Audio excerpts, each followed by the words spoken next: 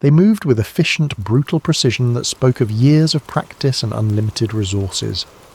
Men in dark tactical gear emblazoned with HSI, Homeland Security Investigations, flooded her apartment like a coordinated invasion force.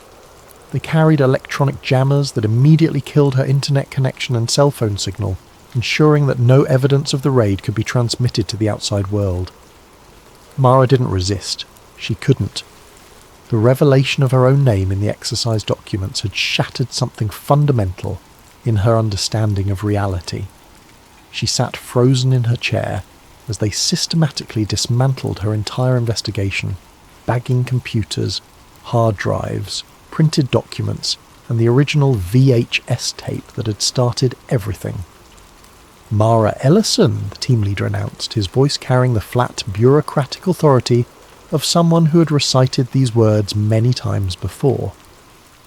You are being detained under the Espionage Act and the provisions of the Patriot Act for the unauthorized access of classified material and conspiracy to aid terrorist entities in their ongoing operations against the United States. The charges were absurd, but Mara understood that absurdity was the point. In the post-9/11 legal framework, the government's definition of terrorism had expanded to include almost any activity that challenged official narratives. Her research, her questions, her very curiosity had been redefined as acts of treason. As they led her out in handcuffs, past the terrified faces of neighbours who would remember her as the woman who had turned out to be a spy, Mara caught a glimpse of someone watching from across the street. It was Kellerman, the man from the cafe, observing her arrest with the detached professionalism of someone monitoring a completed operation. Their eyes met for a brief moment and he nodded slightly, not in greeting or sympathy, but in acknowledgement, a confirmation that everything had proceeded according to plan. The government's case against her was presented in a sealed FISA court, where neither the evidence nor the proceedings were accessible to public scrutiny. They had documentation of her accessing classified servers, recordings of her encrypted communications with foreign assets like at Radar Ghost, and her own research notes that they characterized as intelligence gathering for hostile entities. They presented her investigation not as the work of a concerned citizen or independent researcher, but as a sophisticated espionage operation designed to undermine public confidence in government institutions and aid terrorist recruitment. Every question she had asked was reframed as an attack on national security.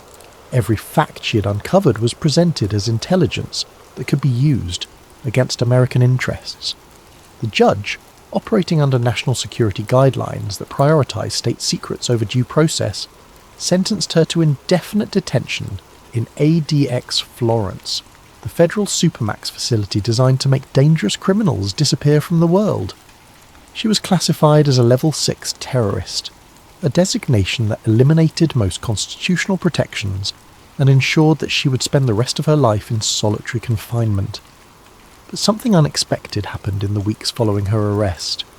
Fragments of her research began appearing online, leaked to conspiracy theory websites and alternative media platforms in carefully edited chunks.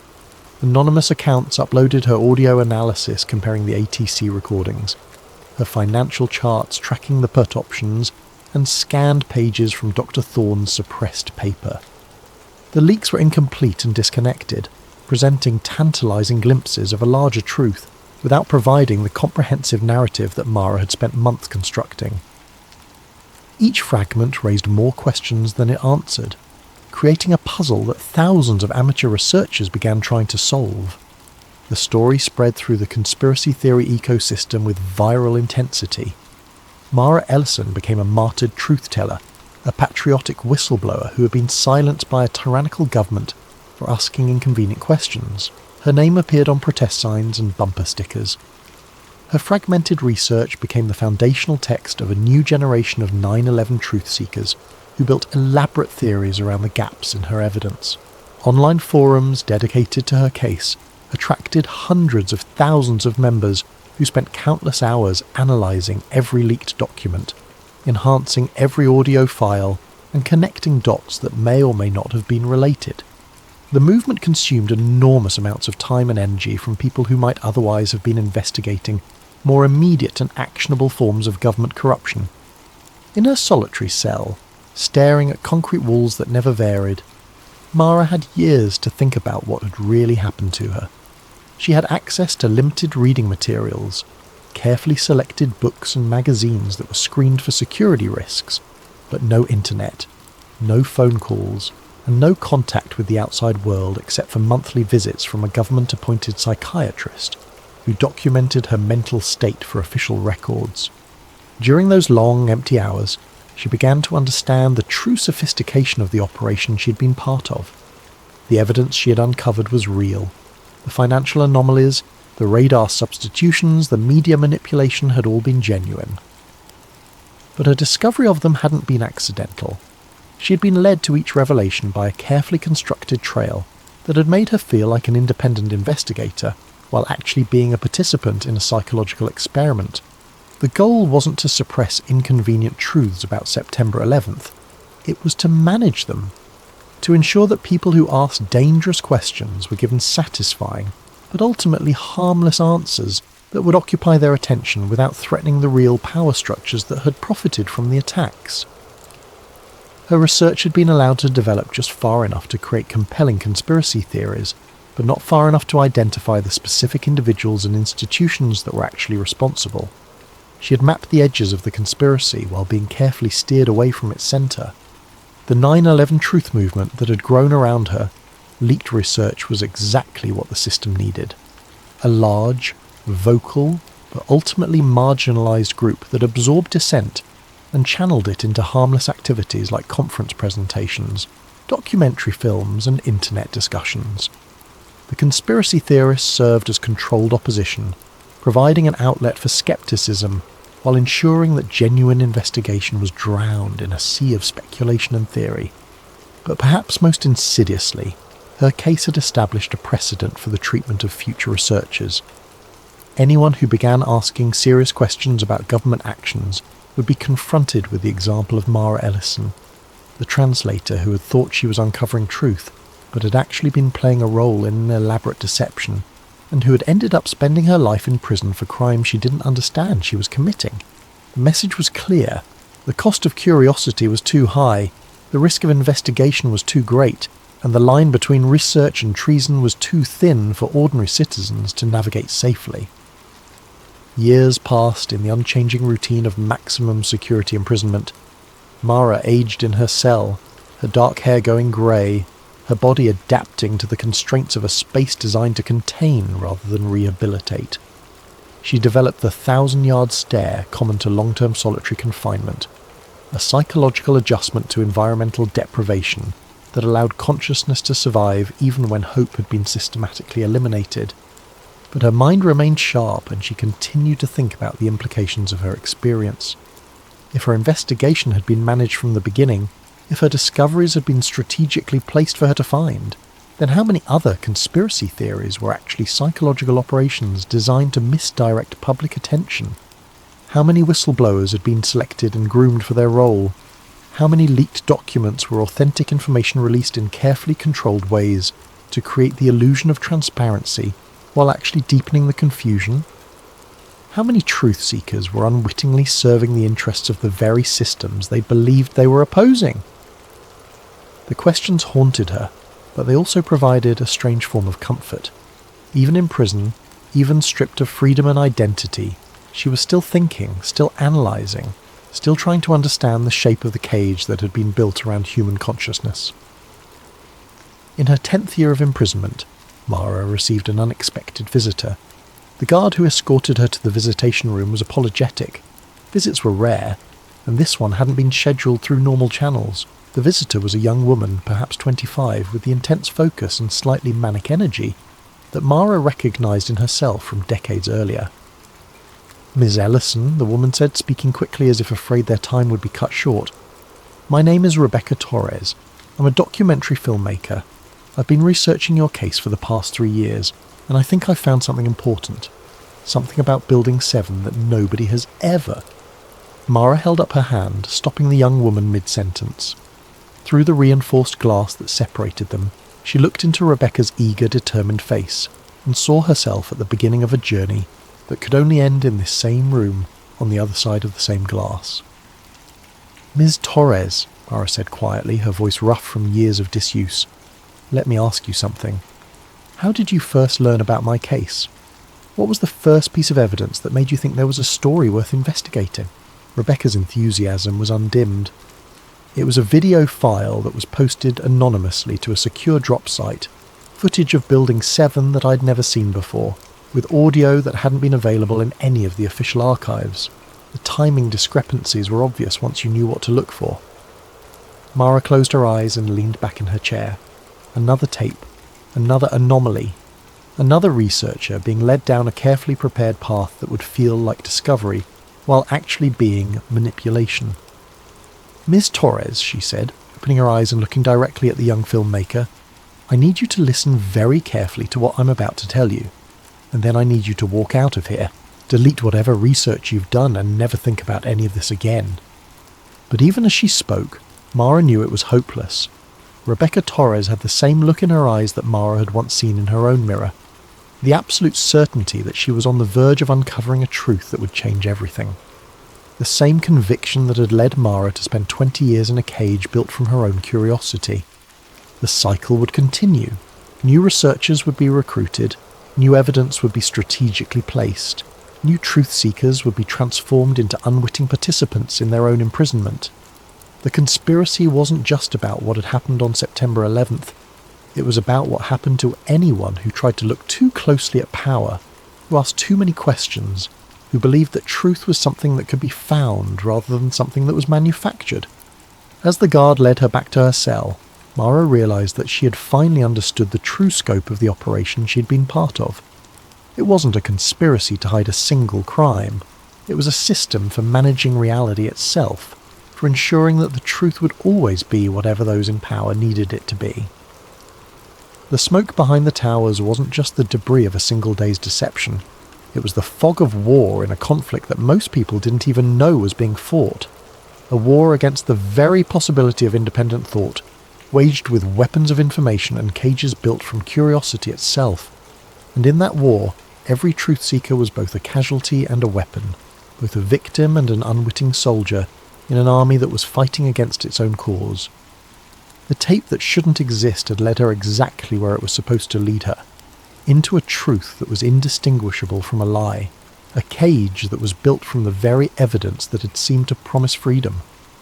In the end, Mara Ellison had found exactly what she was looking for, and that, perhaps, was the most terrifying revelation of all.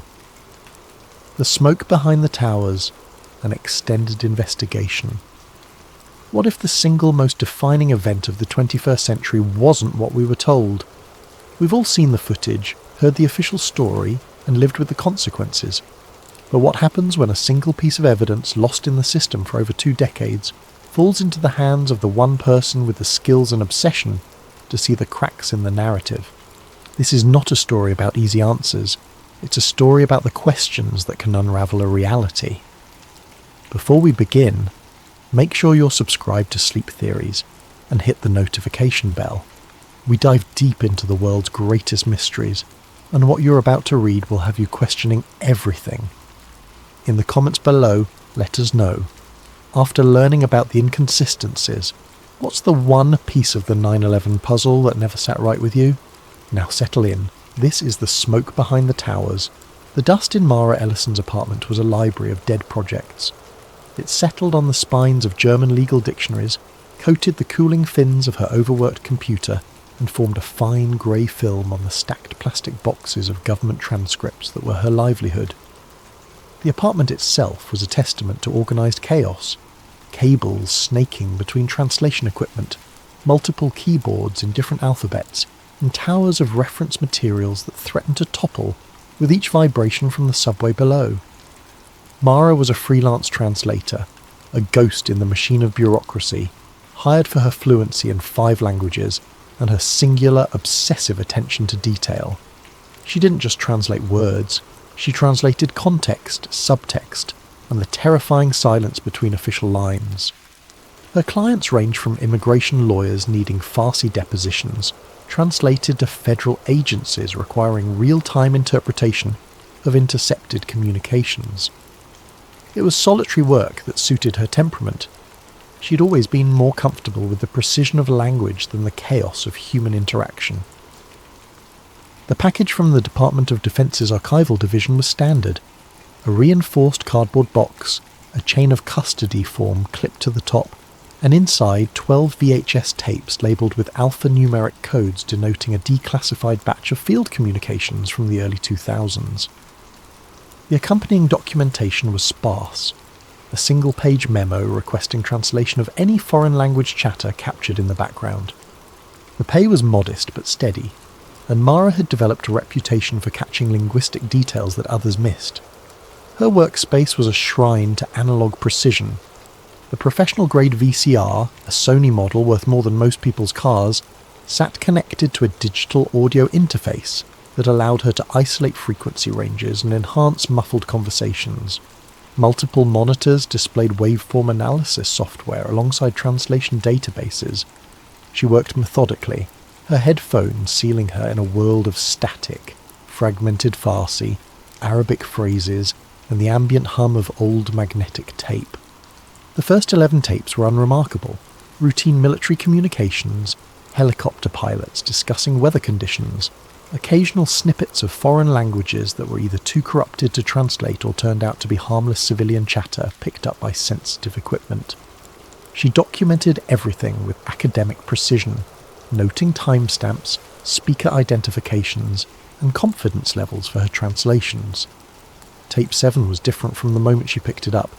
Its label, DOD-AFC-0, 91101-BROLL-4, was slightly smudged, the ink appearing fresher than the others despite the identical date stamps. The B-roll designation caught her attention, typically used for supplementary footage, background material that never made it to air. September 11th, 2001, was faded but legible in the corner, written in what looked like different handwriting than the official labels. She slotted it into the VCR with the reverence of an archaeologist handling a fragile artifact, and pressed play. The screen fizzed to life with a chaotic, familiar horror of that morning. But this wasn't the sanitized, repeatedly broadcast footage that had been burned into collective memory. This was raw, unprocessed, shot from what appeared to be a news helicopter hovering at an angle she'd never seen before. The North Tower bled a furious black plume into a perfect blue sky, but the colours were wrong. They were too vivid, too saturated, as if the horror had been amplified by the unfiltered lens. Her trained eye, honed by years of spotting inconsistencies in testimony and documentation, caught it immediately.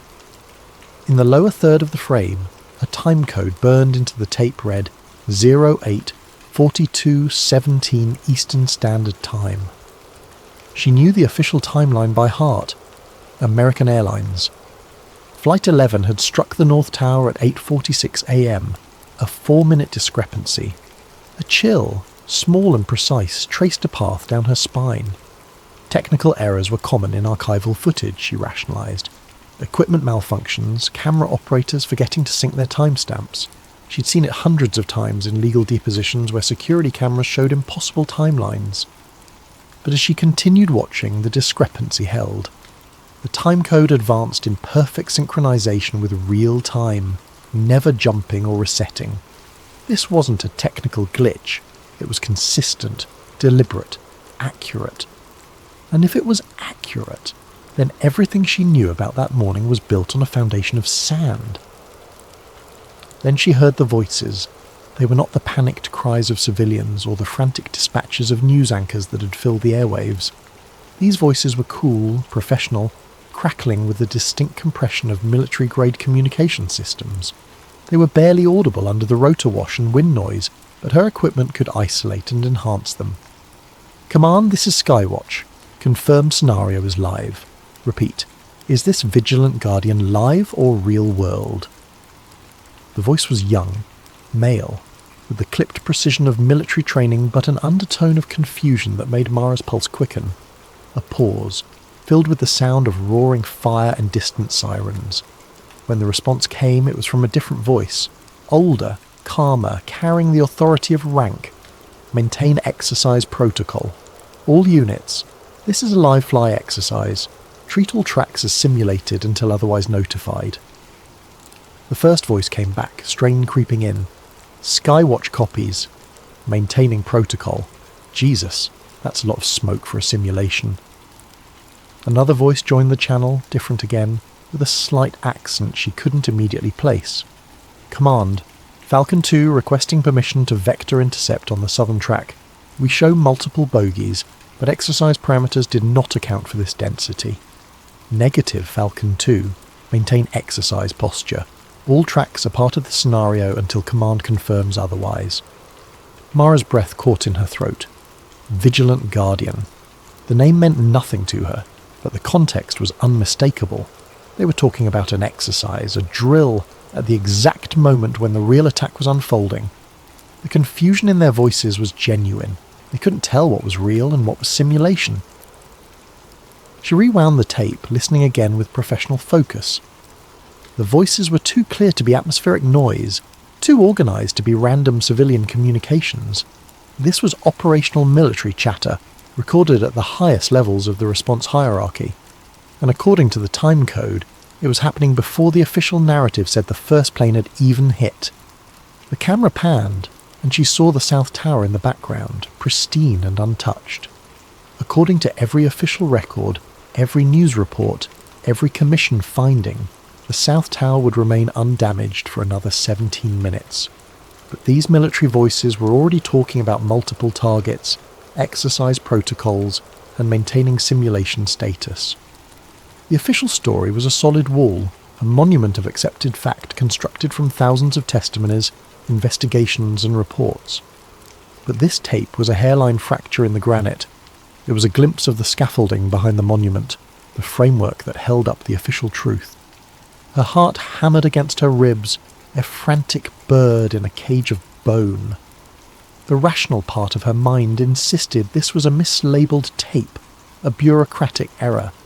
Her contract was explicit about mishandled materials. They were to be reported immediately, returned to the appropriate authorities for proper classification review. But curiosity, that quiet, relentless engine that had driven her through graduate school and into a career built on uncovering meaning in chaos, overrode the fear. She didn't eject the tape. Instead, she connected it to her digital capture system and began making a perfect copy, frame by frame, preserving every pixel and every audio sample. The chill in her spine had become a frozen river, carrying with it the terrible realization that she was holding something that could unravel everything.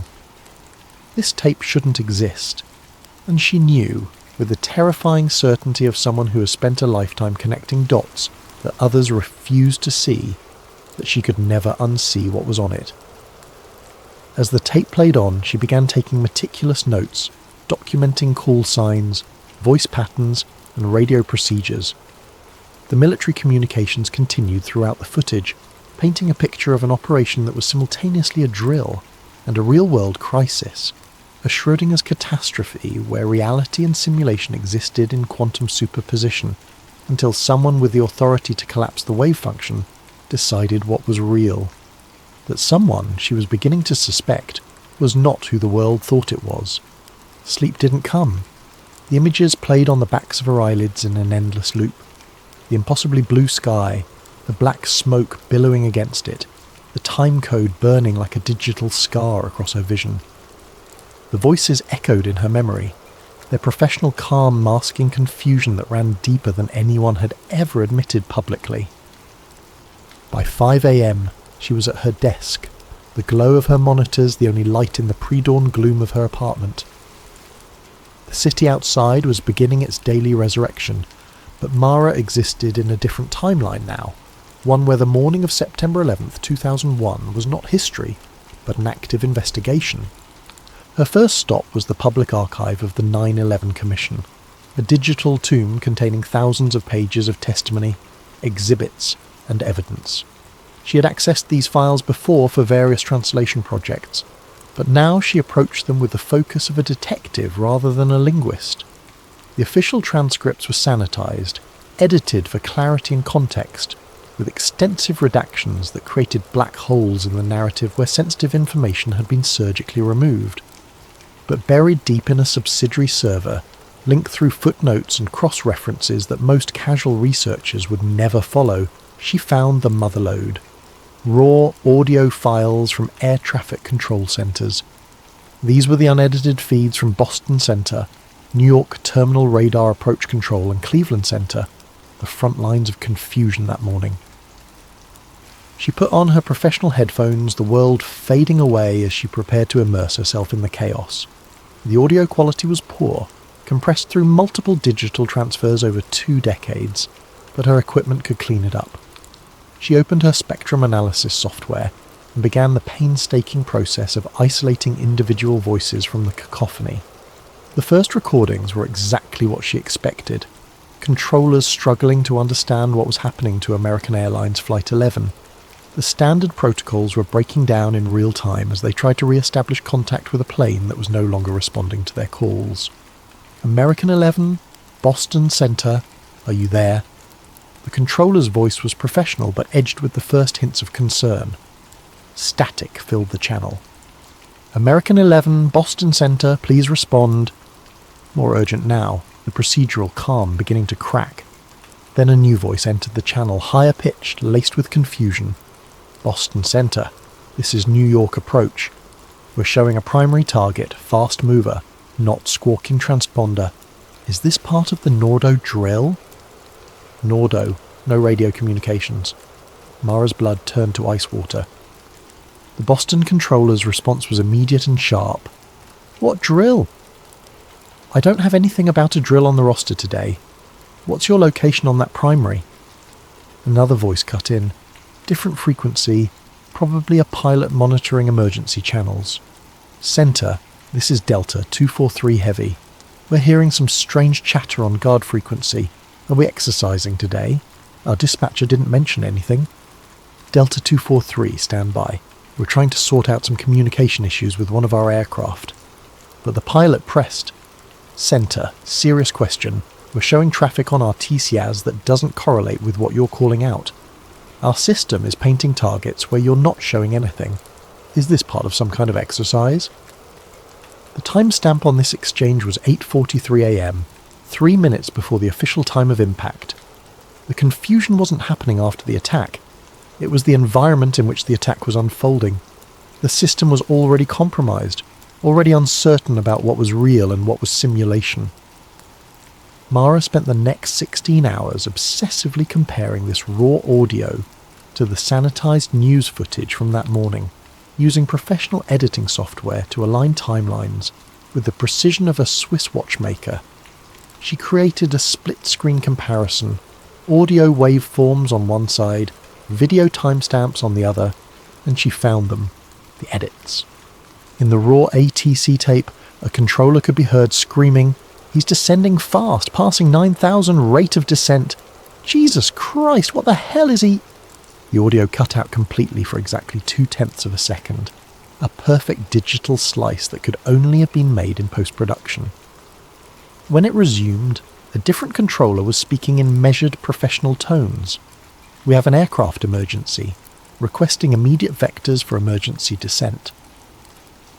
The panic had been surgically removed, replaced with standard phraseology that suggested control rather than chaos. She found 17 such edits in the first hour of ATC audio alone. Each one removed confusion, uncertainty, or references to exercises and drills. The real-time breakdown of the air traffic control system had been edited into a narrative of professionals responding to an unprecedented but comprehensible crisis. But the video footage revealed even more sophisticated manipulation. She had obtained raw news helicopter footage from multiple sources, some from official archives, others from amateur collectors who had recorded the live broadcasts. Frame-stepping through a raw feed uploaded by a news photographer years later, she discovered something that made her hands shake. The famous shot of the second impact, broadcast live to millions, showed the plane entering the frame and striking the South Tower in one continuous motion. But in the unedited raw footage, there was a discontinuity. 3 frames before the impact, the camera jerked violently downward, as if the operator had been startled or knocked off balance, showing the streets below for exactly 1/8 of a second before cutting back to the tower. just in time to capture the fireball. It was a blink-and-you-miss-it edit, but once she saw it, she couldn't unsee it. The live broadcast had been edited in real time, with a buffer delay that allowed editors to remove the moment of human shock and replace it with a perfect, unobstructed view of the impact. The audience of one in her dusty apartment was now facing a terrifying possibility. The news wasn't just reporting the event, it was curating it in real time, managing the narrative as it unfolded, ensuring that the world saw exactly what someone wanted them to see. The difference between what happened and what was broadcast might be measured in fractions of seconds, but those fractions contained entire universes of meaning. She pulled up the official timeline, cross-referencing it with her growing database of anomalies. The pattern was clear. Every moment of confusion, every instance where the official response system revealed its underlying chaos, had been carefully edited out of the historical record. What remained was a streamlined narrative of surprise, response, and tragedy, clean enough to build policy on, coherent enough to justify the reshaping of an entire civilization. But the real story was in the gaps, in the deleted seconds where the facade slipped and revealed the machinery underneath. The tape she had found wasn't just evidence of poor timekeeping or sloppy journalism, it was proof that someone had been editing history in real time, sculpting reality as it unfolded, ensuring that the official story would be the only story that survived. The question that now consumed her was simple and terrible. If they were editing the news as it happened, what else were they controlling? The digital rabbit hole led her inevitably to the physical world. Knowledge had a weight, she realised, and after 3 days of staring at screens, she needed to feel the heft of actual books, the texture of paper that had existed before the internet had made all information suspect. The New York Public Library's Science, Industry and Business Library was a temple to pre-digital knowledge, its research floors filled with bound periodicals and technical journals that predated the homogenization of online information. She took the subway through the early morning darkness, hyper-aware of every face, every reflection in the train windows, the paranoia now a constant background hum in her consciousness. She requested archived journals from the American Society of Civil Engineers, Structural Engineering International, and the Journal of Constructional Steel Research, focusing on publications from late 2001 through 2003. The librarian, a thin man with wire-rimmed glasses who seemed to exist in permanent twilight, led her to a research carrel buried deep in the stacks. The official reports were unequivocal and had been cited thousands of times. The intense jet fuel fires had softened the steel structural members, causing thermal expansion that pushed the floor joists off their supports. The floors pancaked down onto each other in a progressive collapse that accelerated due to the increasing mass and momentum. It was tragic but straightforward physics. Fire weakens steel, gravity does the rest. But in the months immediately following the attacks, before the official narrative had crystallized and academic careers had been threatened, a different conversation was happening in the margins of professional literature. She found letters to the editor, brief technical notes, and transcripts from early conferences where structural engineers voiced quiet, professional skepticism. One article, published in a now-defunct journal called Structural Integrity Review, bore the innocuous title, Anomalies in the WTC Collapse Dynamics, a Preliminary Analysis. The author was Dr. Aris Thorne, a professor of structural engineering at Northwestern University with 40 years of experience in high-rise design and failure analysis. Dr. Thorne's analysis was methodical and damning. Using basic principles of physics and publicly available measurements, he demonstrated that the towers had fallen through the path of greatest resistance, the undamaged lower floors and the intact core columns at virtually free-fall speed. For that to happen, he argued, the structural resistance had to have been removed almost entirely and almost simultaneously. The observed collapse is consistent with the near instantaneous failure of critical load-bearing elements across multiple floors, he wrote. This failure mode is not consistent with thermal effects from hydrocarbon fires, which would create non-uniform heating and progressive failure. It is, however, consistent with controlled demolition techniques designed to minimize structural resistance during collapse. He included mathematical models showing that even if the fires had weakened the steel by 50%, far more than the official reports claimed, the remaining structure should have provided significant resistance to collapse. The floors should have fallen irregularly, the core columns should have remained standing, and the overall collapse time should have been significantly longer.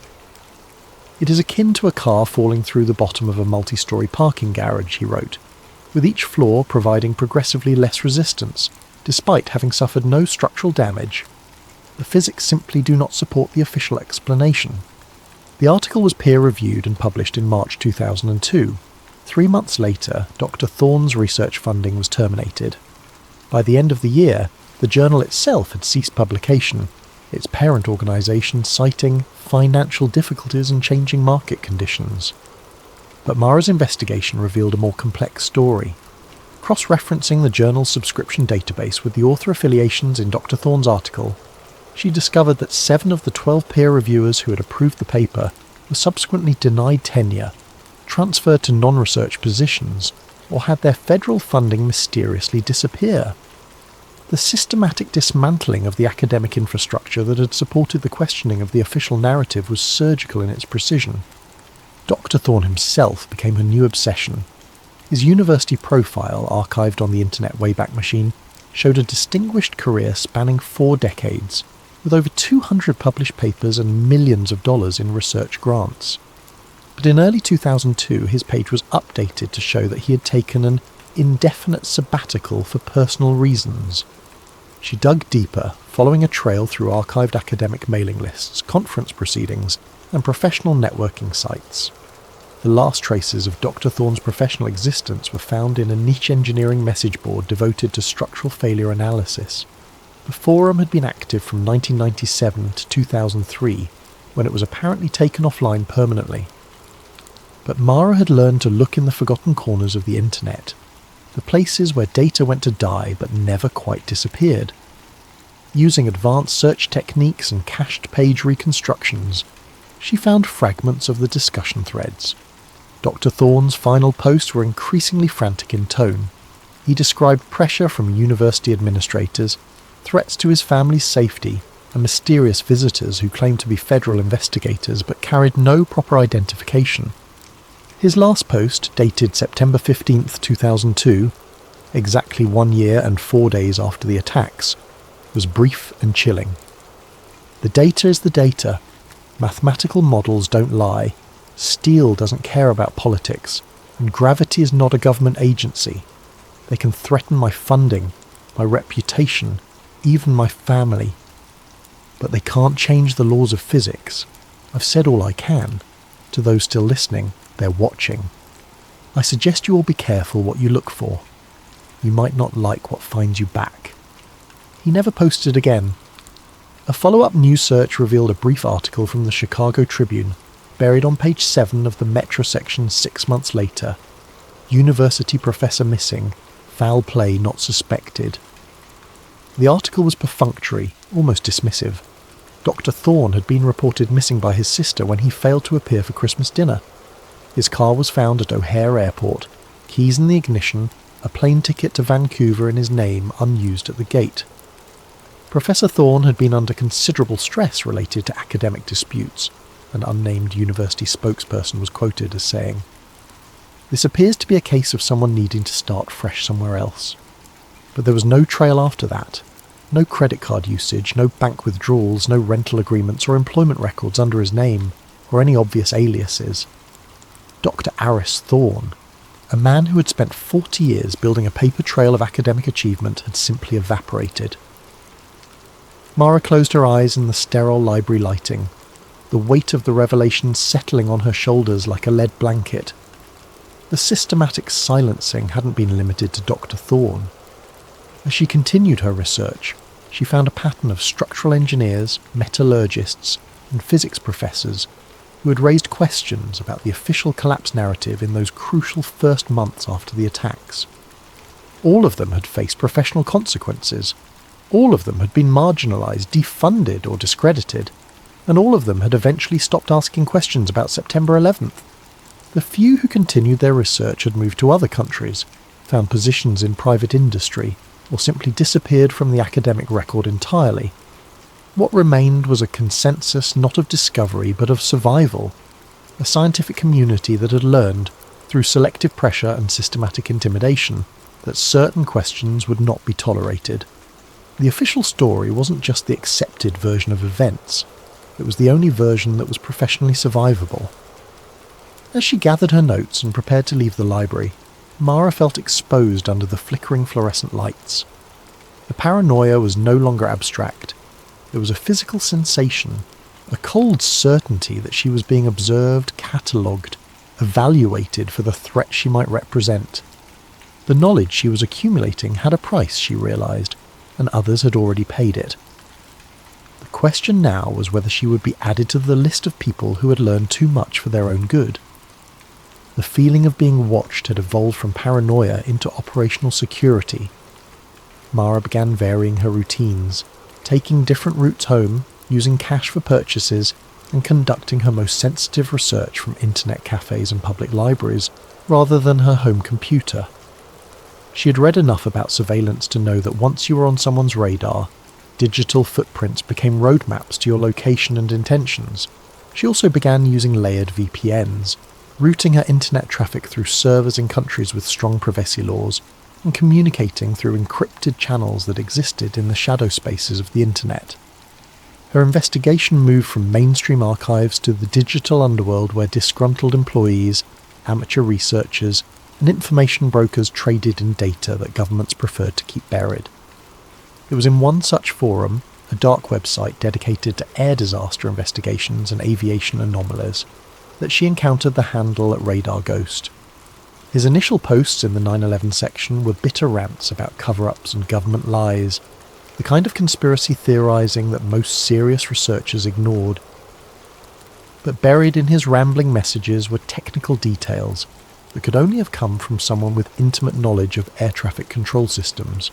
After weeks of careful cultivation, building trust through shared technical knowledge and encrypted private messages, that Radar Ghost agreed to share something that had haunted him for over 20 years. "This will cost me everything if it's traced back to me," he wrote, in a message encrypted with military-grade protocols. "I was working approach control at a facility that doesn't exist in any official record. We had primary radar coverage of the entire East Coast corridor. I saw things that morning that were scrubbed from every official database, but I kept copies. Insurance, you understand. Don't disappoint me." The file arrived 3 days later, a massive data dump disguised as a corrupted email attachment. When Mara finally decrypted and decompressed it, she found herself staring at 24 hours of raw primary radar returns from September 11th, 2001, not the sanitized transponder data that appeared in official reports, but the unfiltered radar reflections from every object in the sky over the eastern United States. The data was overwhelming. Commercial airliners, private jets, military aircraft, weather balloons, and the electronic noise that cluttered the airspace of the world's busiest aviation corridor. It took her days to write filtering algorithms, cleaning the data, and tracking specific radar signatures through the chaos. She focused first on American Airlines Flight 77, the Boeing 757 that had allegedly struck the Pentagon. The official story was straightforward. The flight had departed Dulles International Airport on schedule, proceeded normally for 36 minutes, then turned off its transponder over southern Ohio, made a wide U-turn back toward Washington, and descended into the Pentagon at high speed. But the raw radar data told a more complex story. The transponder signal for Flight 77 did indeed vanish over Ohio at 8:56 a.m., exactly as the official report stated. But the primary radar target, the physical reflection from the aircraft itself, continued westward for another 63 nautical miles before it simply disappeared from the screen. It didn't fade gradually or descend below radar coverage. It vanished instantly, as if the aircraft had been switched off like a light bulb. Simultaneously, a new primary target appeared on the scope near the West Virginia border, moving southeast at 540 knots toward Washington, D.C. This new radar signature had the exact characteristics of a Boeing 757. The same cross-sectional area, the same speed capabilities, the same flight profile. But according to the official timeline, the real Flight 77 was already well to the east and no longer under radar coverage. The timing was surgical in its precision. The original target disappeared at exactly 9:09:32 am. The new target appeared at 9:09:34 am, 2 seconds later and 60 miles to the south. It was as if the aircraft had been teleported, or as if one plane had been replaced by another in a carefully choreographed handoff.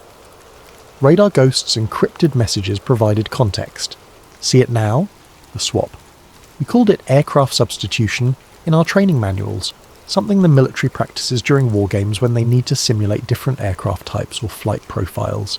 They paint a new bird on the screen using electronic countermeasures, make the old one disappear using radar jammers. We saw what they wanted us to see. Mara cross-referenced the radar data with archived flight tracking information from that morning. The pattern became even more disturbing when she examined United Airlines Flight 175, which had struck the South Tower. Like Flight 77, its transponder signal disappeared over New Jersey, but the primary radar returns showed the aircraft continuing north for another 40 miles, before vanishing and being replaced by a different target that descended into Manhattan.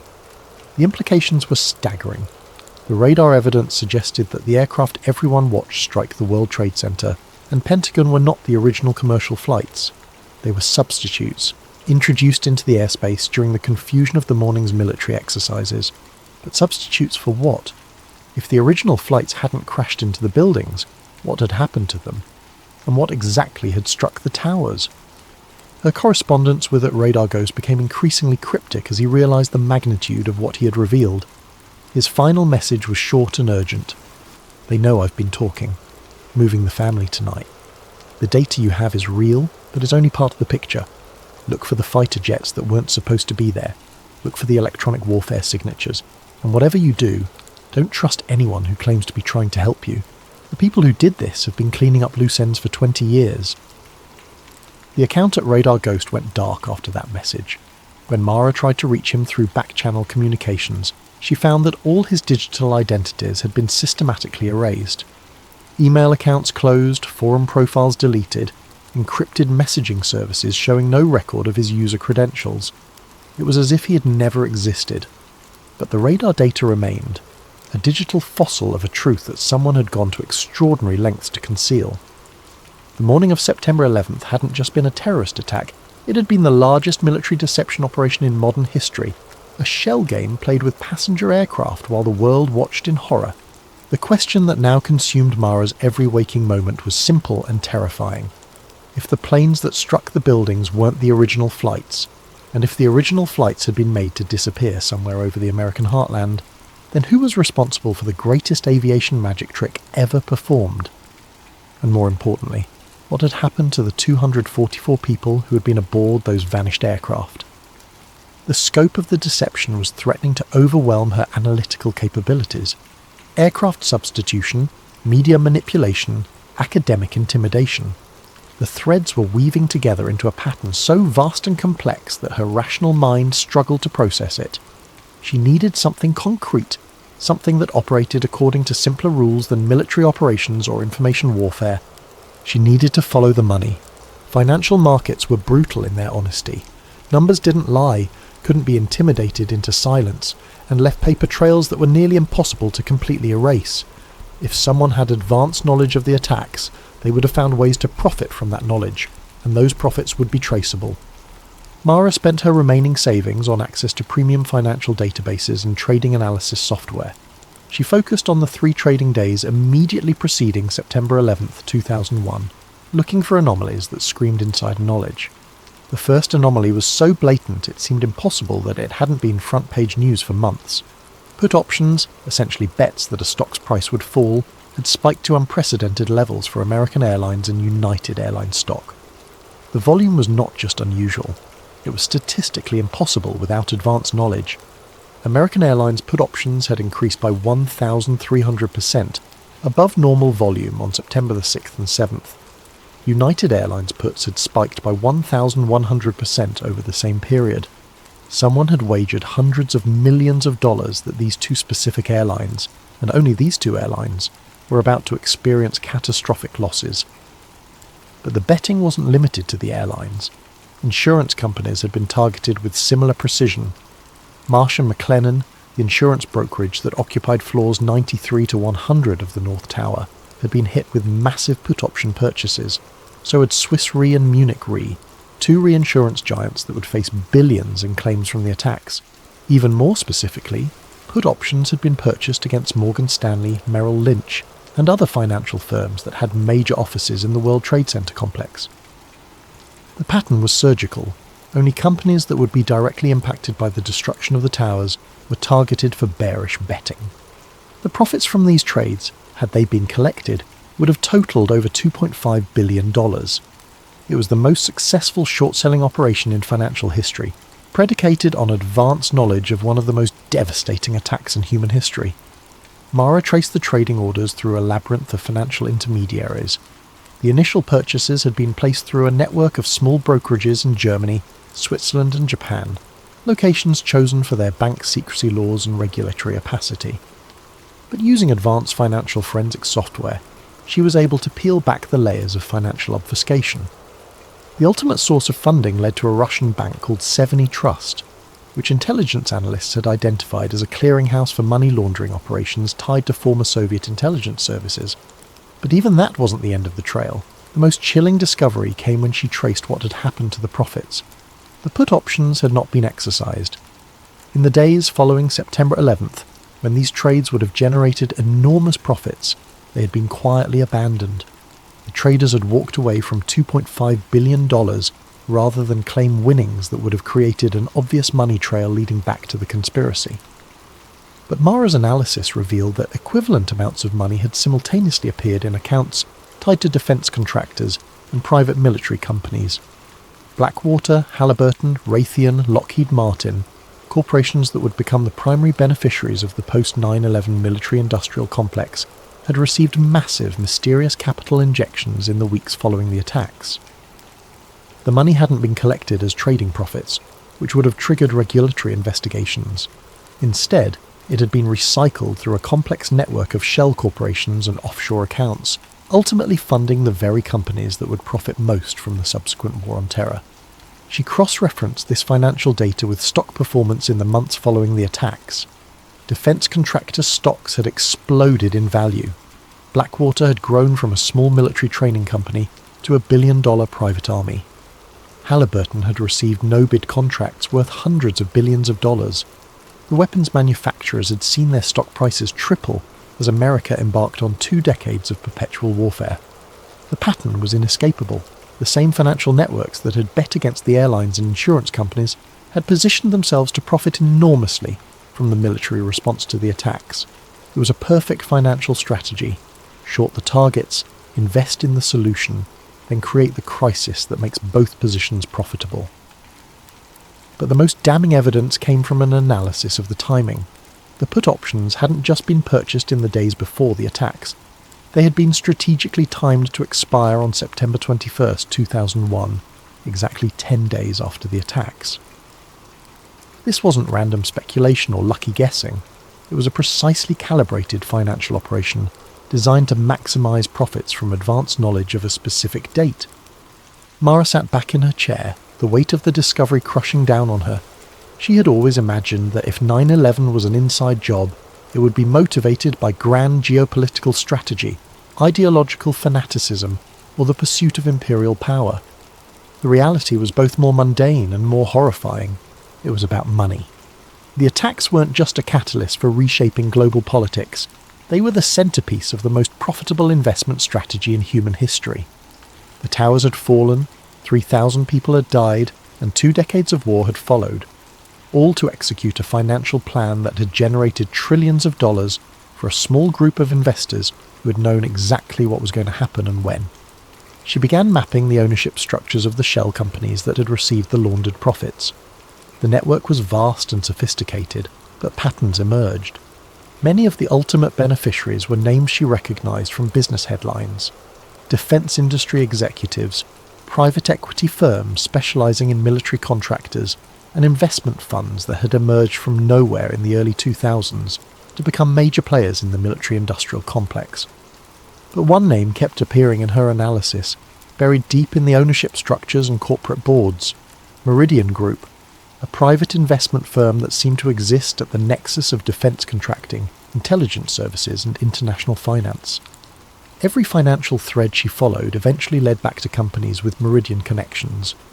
Meridian Group had been founded in 1999 by former intelligence officials and Wall Street executives. Its public portfolio focused on emerging security technologies and crisis management solutions. But Mara's research revealed that it also held controlling interests in companies across the entire 9/11 profit chain: the defence contractors who built the weapons, the private military companies who fought the wars, the surveillance technology firms who monitored the homeland, and the financial institutions that funded the entire operation. It was a vertically integrated conspiracy, a corporate structure designed to profit from every aspect of the post-9/11 world. And if her analysis was correct, the same people who had financed the attacks had then positioned themselves to profit from the response, creating a closed loop of violence and profit that had sustained itself for over 2 decades. The scope of the financial conspiracy was staggering, but it also provided something that the other evidence had lacked: concrete proof of premeditation. Markets might be manipulated, radar might be spoofed, and media might be controlled, but money trails were nearly impossible to completely obscure. The put options were smoking gun evidence that someone had known exactly what was going to happen on September 11th and had invested billions of dollars to profit from that knowledge. As she compiled her financial research into a comprehensive report, Mara realized she was no longer just investigating a terrorist attack. She was mapping the architecture of a shadow economy built on manufactured crisis, where the same people who created the problems also owned the companies that sold the solutions. The question was no longer whether 9/11 had been an inside job. The financial evidence made that undeniable. The question was how many other crises, how many other wars, how many other national emergencies had been manufactured by the same network of investors who had learned that terror was the most profitable business on Earth.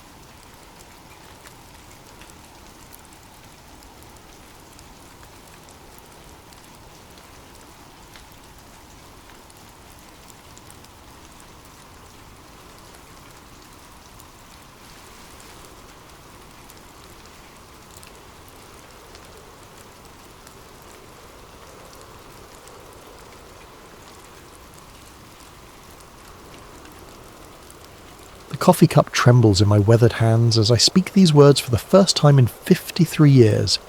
My name is Detective Raymond Kowalski, retired SFPD, and I'm dying. The doctors give me 3 months, maybe 4 if I'm lucky. But luck ran out for me the day I opened that damned Alcatraz file. They said Frank Morris and the Anglin brothers drowned in the frigid waters of San Francisco Bay on June 11th, 1962. The FBI closed the case. The warden slept easy.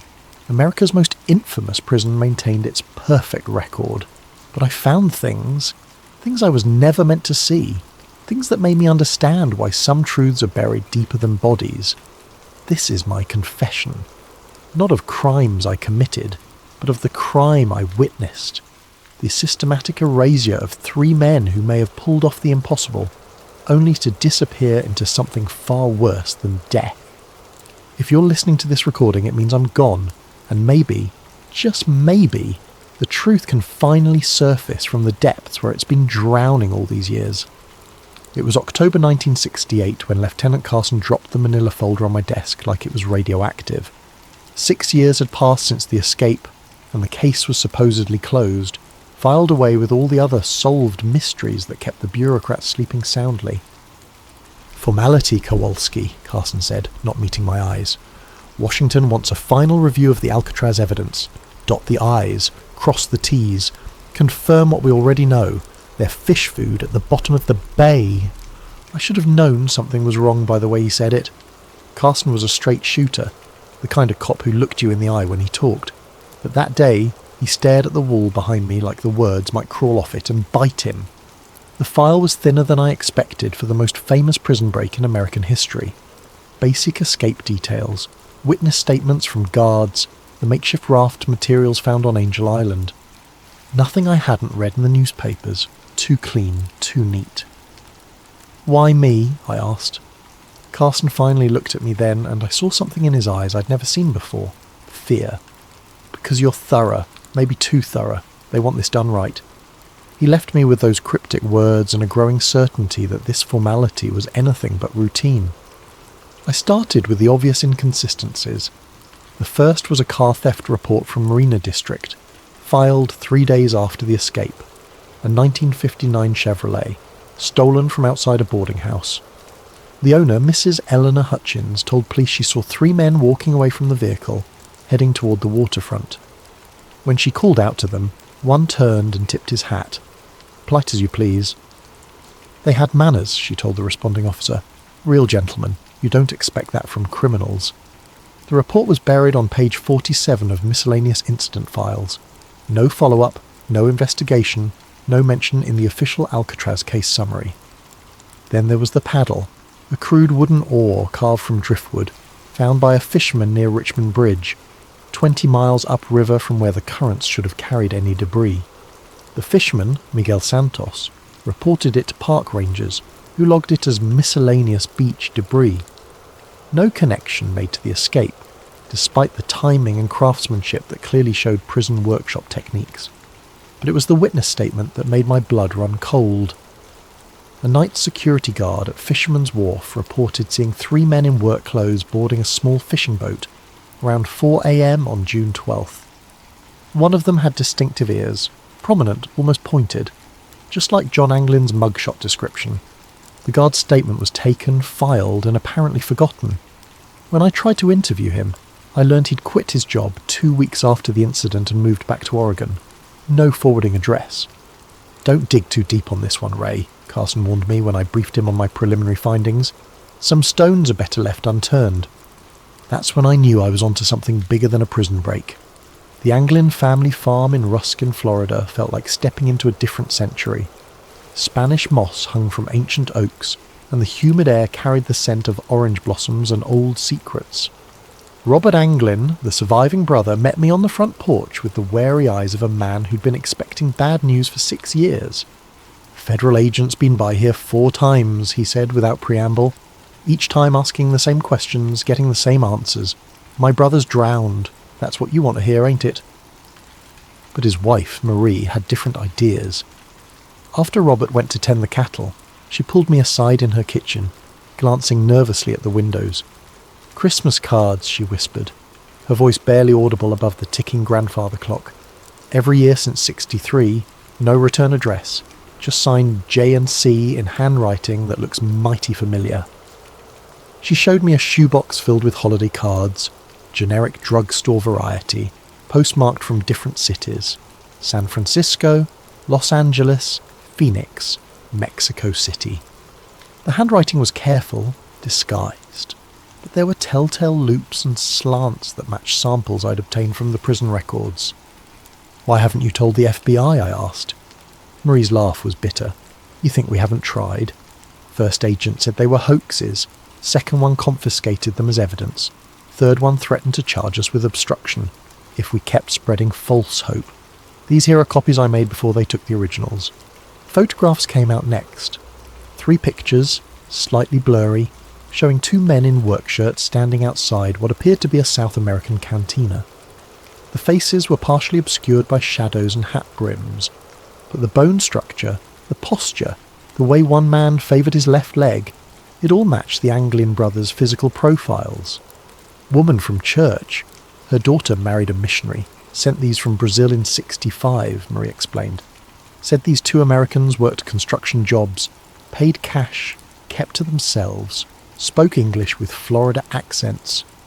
I studied the photos with a magnifying glass. The man on the left had a distinctive scar on his forearm, a scar I remembered from Clarence Anglin's prison medical records, sustained in a workshop accident at Atlanta Federal Penitentiary. "FBI says they're look-alikes," Marie continued. "Coincidence, but a mother knows her son's detective. Even in shadows, even across oceans, those are my boys." The fear in her eyes wasn't the fear of grief or false hope. It was the fear of someone who knew more than she was saying, someone who'd been warned to keep quiet. As I left the farm that evening, I noticed a dark sedan parked down the country road, 2 figures visible in the front seats. When I drove past, they turned away, but not before I caught a glimpse of federal license plates. The Anglins were being watched. After 6 years, the dead men's family was still under surveillance. That night in my motel room, I spread out everything I'd gathered so far. The car theft, the paddle, the witness statements, the cards and photographs. Individually, they could be dismissed as coincidence or wishful thinking. Together, they painted a picture that made my hands shake as I wrote my preliminary report. Frank Morris and the Anglin brothers hadn't drowned in San Francisco Bay. They'd made it to shore, stolen transportation, and somehow managed to disappear into the wind. The question that kept me awake until dawn wasn't whether they'd survived the escape. It was why the government was so determined to pretend they hadn't. The National Archives building in Washington, D.C., has the kind of institutional grandeur designed to make visitors feel small and insignificant.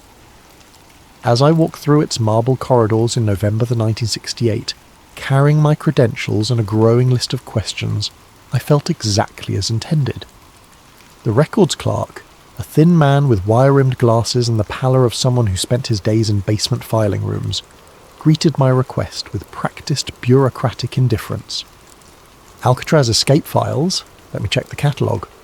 He disappeared into the labyrinthine storage system, returning 20 minutes later with a puzzled frown. "That's odd. The primary files show as transferred to federal custody in 1964, no longer available for review." "Transferred where?" "Doesn't say. Just lists the authorization code. Project Paperclip Archive classified." Project Paperclip. Even a street cop from San Francisco knew that designation. The program that brought Nazi scientists to America after World War II. Why would an escape case be filed under intelligence classifications? What about the secondary files, witness statements, evidence logs? Another search, another apologetic shrug. Also transferred, same authorization. I spent 3 days in Washington, following leads that turned to smoke and asking questions that generated only nervous silence. At FBI headquarters, my request for case consultation was politely denied. At the Bureau of Prisons, I was told the relevant personnel were unavailable for comment. Even my police credentials and Lieutenant Carson's authorization letters seemed to carry no weight. It was Agent Patricia Hendricks, a bureau analyst I'd worked with on a previous case, who finally gave me the truth over drinks in a Georgetown bar. She waited until we were alone, until the other patrons had cleared out, until even the bartender was busy with inventory in the back room. "Ray, you need to drop this," she said quietly, her usual professional demeanour replaced by genuine concern. "The Alcatraz case isn't cold. It's radioactive." "What does that mean?" Patricia glanced around the empty bar before continuing. Internal memo came down in 65. Any agent pursuing Alcatraz leads beyond the official drowning conclusion would be transferred to Alaska or worse. 3 agents have been quietly reassigned since then. Good agents, career agents. All because they asked too many questions about 3 supposedly dead men. Why? If they drowned like the report says, what's the threat? Her laugh was hollow. That's the million-dollar question, isn't it? All I know is that certain people in very high places want Frank Morris and the Anglin brothers to stay dead, and they're willing to destroy careers to keep it that way. She slid an envelope across the table. I couldn't get you the files, but I managed to copy some of the index pages before they were sealed. Names, dates, reference numbers. Maybe you can piece together what we're not supposed to know. The documents were fragmentary, frustratingly incomplete, but they told a story that made my blood run cold. Cross-references to CIA front companies, mentions of asset recovery protocol, transfer authorization signed by officials whose names I recognised from the intelligence community. Most disturbing was a memo dated July 1962, just 1 month after the escape. Subjects may possess operational value. Recommend immediate field assessment rather than standard fugitive protocols. Operational value, not the language you'd use for bank robbers and car thieves. That night, in my Washington hotel room, I called Lieutenant Carson to report my findings. The conversation was brief and cryptic. "Ray, you need to come home. Now. I've got leads here, Lieutenant. Real leads. The leads will be there when you get back. If you get back. There are people asking questions about your questions, and those people have resources we don't. Come home." The line went dead. I packed quickly, checking the hallway twice before leaving my room. During the taxi ride to the airport, I noticed the same black sedan in my mirrors that had followed me from the archives building 3 days earlier. Back in San Francisco, Carson met me at the airport personally, something he'd never done before. His first words were a warning. "Your hotel room was searched yesterday. Professional job. Nothing taken, nothing damaged, but they wanted you to know they'd been there."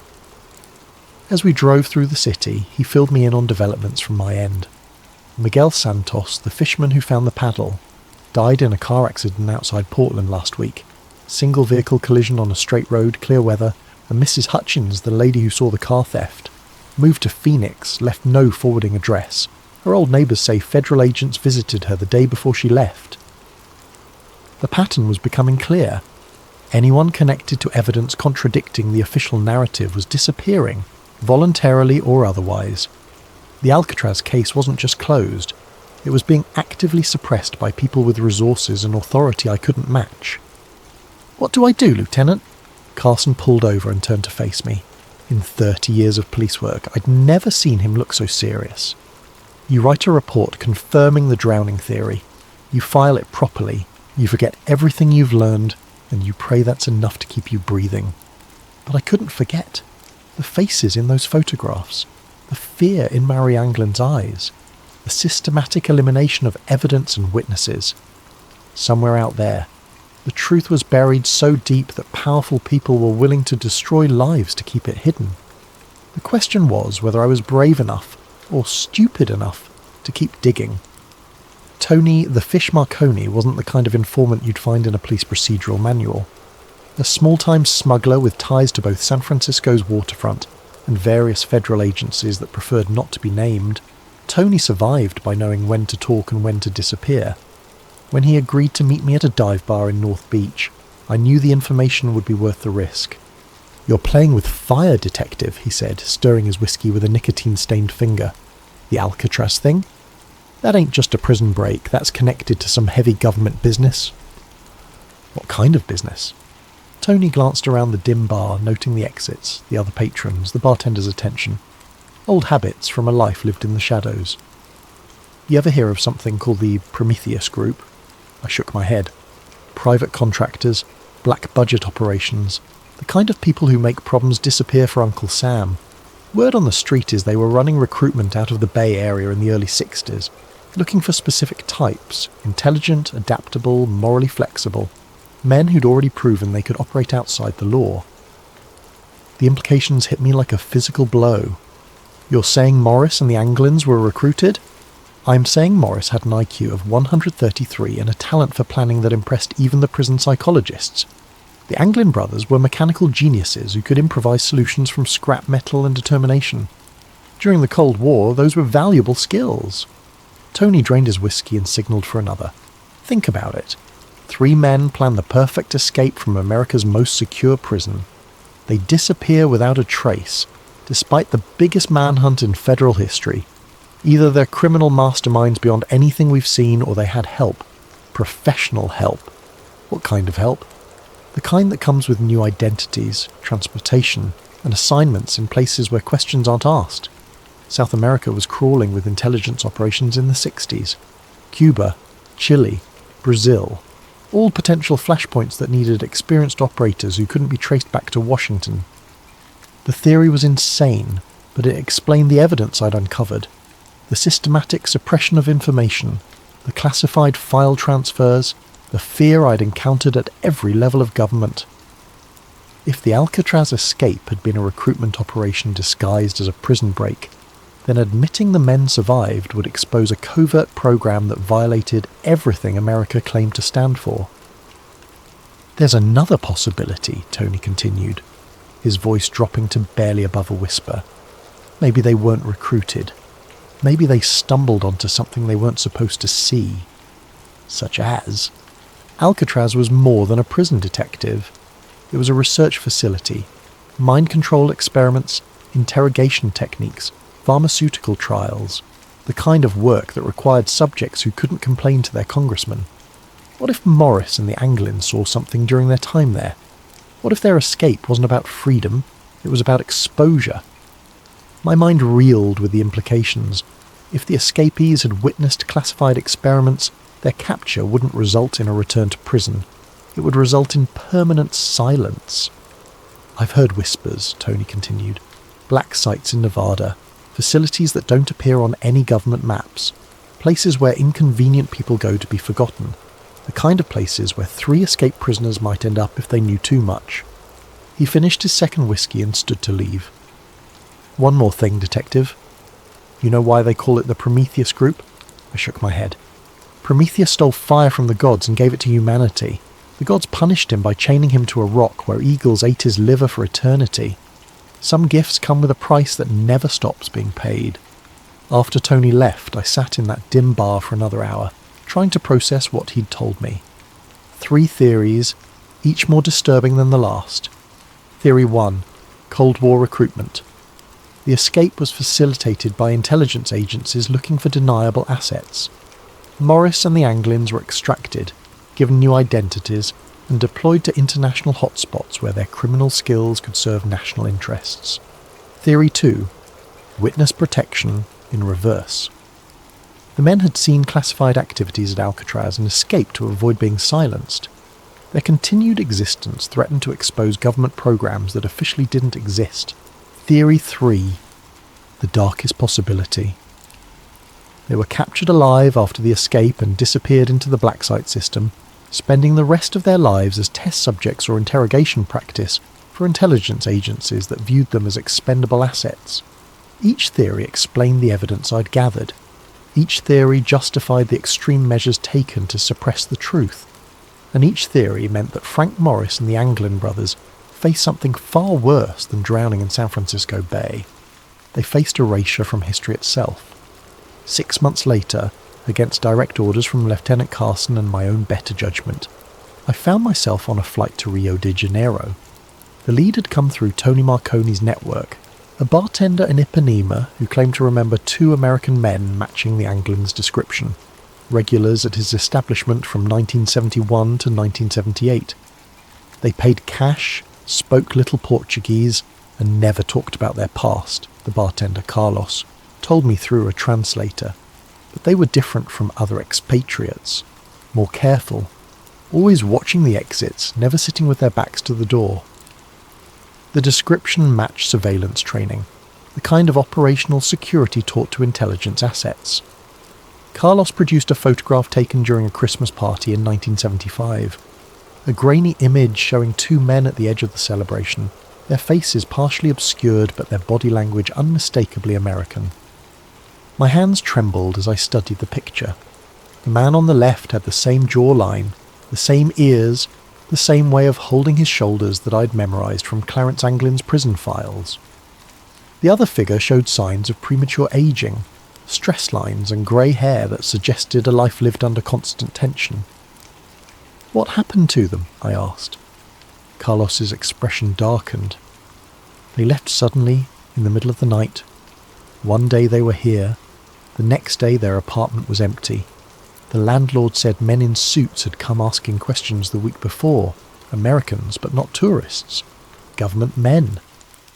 I spent another week in Rio following leads that grew colder with each passing day. The apartment building where the mystery Americans had lived was scheduled for demolition, its records mysteriously lost in a fire. The bank where they had allegedly maintained accounts had no record of American customers from that period. Every trail ended in convenient dead ends and missing documentation. On my final night in Brazil, I was approached by a man claiming to be a freelance journalist who'd been investigating the same story. We met at a beachside cafe in Copacabana, the sound of waves masking our conversation from potential surveillance. "You're the American detective asking about the Alcatraz escapees," he said without preamble. It wasn't a question. I neither confirmed nor denied, waiting for him to continue. "I've been working this story for 3 years," he said, "following reports of American fugitives throughout South America. The trail is real, detective, too real. These men lived here, worked here, built lives here. But every time I get close to proof, the sources disappear, witnesses relocate, documents vanish. I've had my hotel room searched, my phone tapped, my sources intimidated." He slid a manila envelope across the table. "This is everything I've gathered. Photographs, witness statements, financial records, hidden in different locations for 3 years, copied and recopied to prevent loss. It's yours now." "Why?" "Because I'm done." Yesterday, I received a visit from 2 men with American accents and no identification. They politely suggested that my investigation was endangering people I cared about. They showed me photographs of my sister's children playing in a park in Sao Paulo. Very clear photographs. Very recent photographs. The envelope contained a treasure trove of evidence. Bank records showing regular deposits to accounts held by men with obviously false Brazilian identities. Employment records from construction companies that had hired American workers without proper documentation. Hotel registries with signatures that bore striking resemblances to handwriting samples I'd obtained from Alcatraz. Most compelling was a photograph dated 1976 showing 3 men at a construction site in the Amazon basin. 2 matched the Anglin brothers' physical descriptions. The third was older, lean, with the kind of penetrating stare I remembered from Frank Morris's mugshot. All 3 wore work clothes and hard hats, looking like ordinary labourers except for their distinctly American postures and expressions. But like every other lead I'd followed, this one ended in frustration and fear. When I tried to contact the construction company, I learned it had been dissolved in 1979. The site where the photograph was taken was now underwater, flooded by a dam project that had relocated the entire local population. The pattern was always the same. Evidence of survival followed by systematic elimination of that evidence. Either I was chasing ghosts or someone with vast resources was staying one step ahead of every investigation. My flight back to San Francisco was delayed by mysterious mechanical problems. During the 6-hour layover in Mexico City, I noticed the same 2 men in different locations throughout the terminal. Always at a distance, always watching, never making direct contact. When I finally boarded the plane, they weren't among the passengers. Lieutenant Carson met me at San Francisco International with news that made my blood run cold. "Federal marshals raided your apartment yesterday, Ray. Warrant signed by a judge I've never heard of, for evidence in a case they wouldn't specify. They took everything, your files, your notes, your photographs, everything connected to Alcatraz."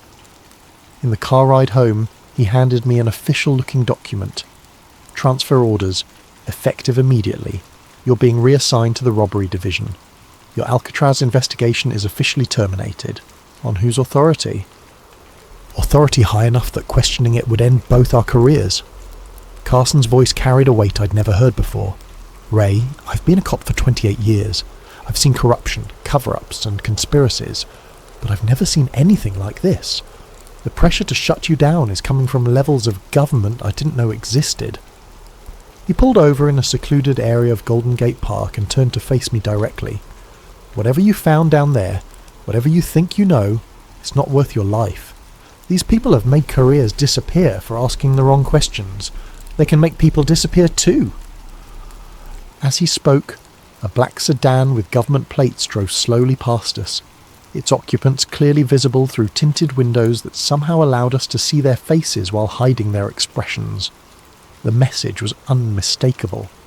We were being watched, our conversation monitored, our future actions carefully noted. That night, alone in my ransacked apartment, I realised the full scope of what I was up against. This wasn't just a cover-up of a prison escape. It was the systematic suppression of a truth so dangerous that the most powerful government in the world was willing to destroy lives to protect it. Frank Morris and the Anglin brothers hadn't just escaped from Alcatraz.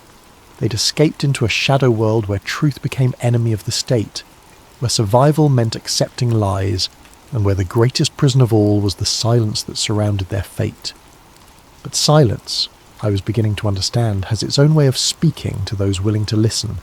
25 years passed like pages torn from a calendar and scattered by the wind. I worked robbery division, collected my pension, and tried to convince myself that some truths were better left buried. The Alcatraz case became a ghost that haunted my dreams, 3 faces staring at me from the depths of San Francisco Bay, asking why I'd abandoned the search for their story. Then came January 2013, and a letter that changed everything. The History Channel documentary was running old Alcatraz footage when the phone rang. It was my former partner, Jimmy Chen, now working cold cases for the FBI. His voice carried the excitement of a man who'd stumbled onto something extraordinary. "Ray, you need to see this. Someone sent a letter to the Bureau claiming to be John Anglin. Says he's dying of cancer, wants to make a deal. Information about the escape in exchange for medical treatment." My hands shook as I read the photocopied letter Jimmy brought to my house that evening. The handwriting was shaky with age and illness, but certain flourishes matched the Christmas cards Marie Anglin had shown me decades earlier. The details were specific, accurate, insider knowledge that only someone who'd lived through the escape could possess. "It's a hoax," Jimmy said, watching my reaction. "Has to be. FBI handwriting analysis says inconclusive. Could be authentic, could be someone who studied the case extensively. But I knew better. The letter wasn't just about the escape. It mentioned details that had never been made public. References to guard rotation patterns that were classified. Descriptions of cell modifications that weren't in any official report. Knowledge that could only come from someone who'd been there, who'd lived through those final months of preparation. "There's more," Jimmy continued. "The letter mentions a meeting place, coordinates in the Bay Area, where supposedly Frank Morris left something hidden before the escape. Information that was too dangerous to carry. The writer claims it's still there, waiting for someone brave enough to look." The coordinates led to a section of Angel Island State Park, near the spot where the makeshift raft materials had been found 51 years earlier. Against every instinct for self-preservation I'd developed, I found myself hiking those trails the following weekend, searching for something I couldn't name. It was hidden in a cave that didn't appear on any park maps, sealed behind rocks that looked natural but showed tool marks when examined closely. A waterproof container, military surplus from the 1960s, containing documents that made my blood run cold. Guard schedules from Alcatraz, annotated with personal notes about corruption and smuggling operations. Photographs of prison officials meeting with men in expensive suits who didn't appear in any government directories. Financial records showing payments from offshore accounts to wardens and guards who lived far beyond their official salaries. Most damning was a handwritten journal in Frank Morris's distinctive script, documenting what he'd witnessed during his time at Alcatraz. The prison wasn't just housing criminals, it was housing witnesses to government activities that violated constitutional protections.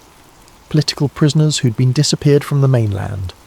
Foreign nationals being held without diplomatic notification. Test subjects for psychological experiments that would later be revealed as part of the MKUltra program. The final entry, dated 2 days before the escape, was prophetic in its certainty. We're not breaking out to be free, we're breaking out to stay alive. What we know, what we've seen, makes us more dangerous to them than any criminal they've ever housed. If we stay, we disappear quietly. If we escape and get caught, we disappear loudly. Our only chance is to vanish completely and hope the truth survives us. The documents explained everything. The official insistence on the drowning theory, the suppression of evidence, the systematic elimination of witnesses. The Alcatraz escape wasn't a crime to be solved. It was a national security incident to be contained. Morris and the Anglins hadn't just witnessed classified activities. They documented them, created a record of government crimes that could destroy careers and topple administrations. Their escape was both an act of desperation and a gamble that someday someone would be brave enough to tell their story. Reading those pages in the dim light of that hidden cave, I finally understood the true scope of the self-destruction paradox. The very actions taken to hide the truth had preserved it. The efforts to silence witnesses had created evidence. The attempts to erase history had documented it in detail. But understanding the truth and proving it were different challenges entirely. The men who'd orchestrated the cover-up were dead or retired, their crimes protected by classification systems and institutional amnesia. The witnesses were gone, scattered or silenced by 5 decades of systematic intimidation. Yet the letter kept haunting me. Someone claiming to be John Anglin, dying and desperate, reaching out across 50 years of silence to offer one final revelation.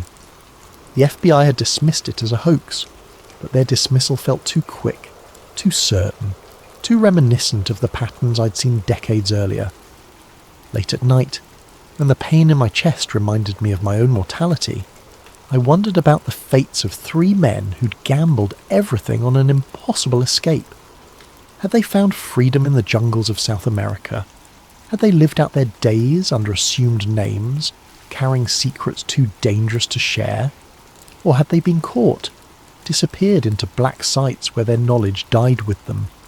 The letter writer claimed John Anglin had survived into the 21st century, living with the weight of knowledge that could never be shared, watching as history branded him a criminal, while the real criminals wore badges and held office. If true, it was a torture more cruel than any prison cell, to know the truth and be unable to speak it, to carry justice in your heart while injustice wore your name. I kept the documents for 6 months before making my decision. They couldn't stay hidden. Too many people had died to protect these secrets, and too many others deserved to know the truth. But releasing them publicly would accomplish nothing except getting me killed and the evidence destroyed. Instead, I chose a different path. I copied everything, hid the copies in locations scattered across the country, and left instructions for their release upon my death.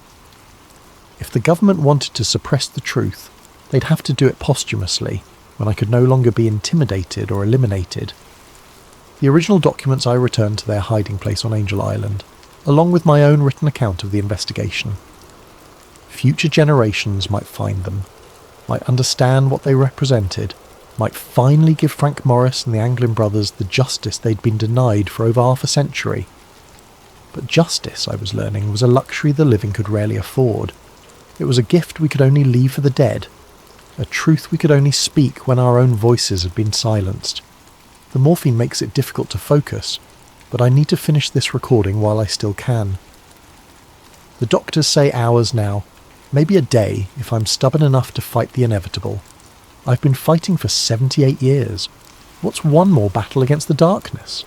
I've spent 53 years carrying the weight of what I learned about Frank Morris and the Anglin brothers. 53 years of waking up in cold sweats, wondering if today would be the day federal agents knocked on my door with a permanent solution to my inconvenient knowledge. 53 years of looking over my shoulder, checking my rearview mirror, and jumping at unexpected phone calls. The truth is a heavy burden when you're carrying it alone. I don't know if Frank Morris and the Anglin brothers lived out their days in Brazilian freedom, sipping caipirinhas on Ipanema Beach and laughing at the federal agents who'd spent decades searching for their corpses.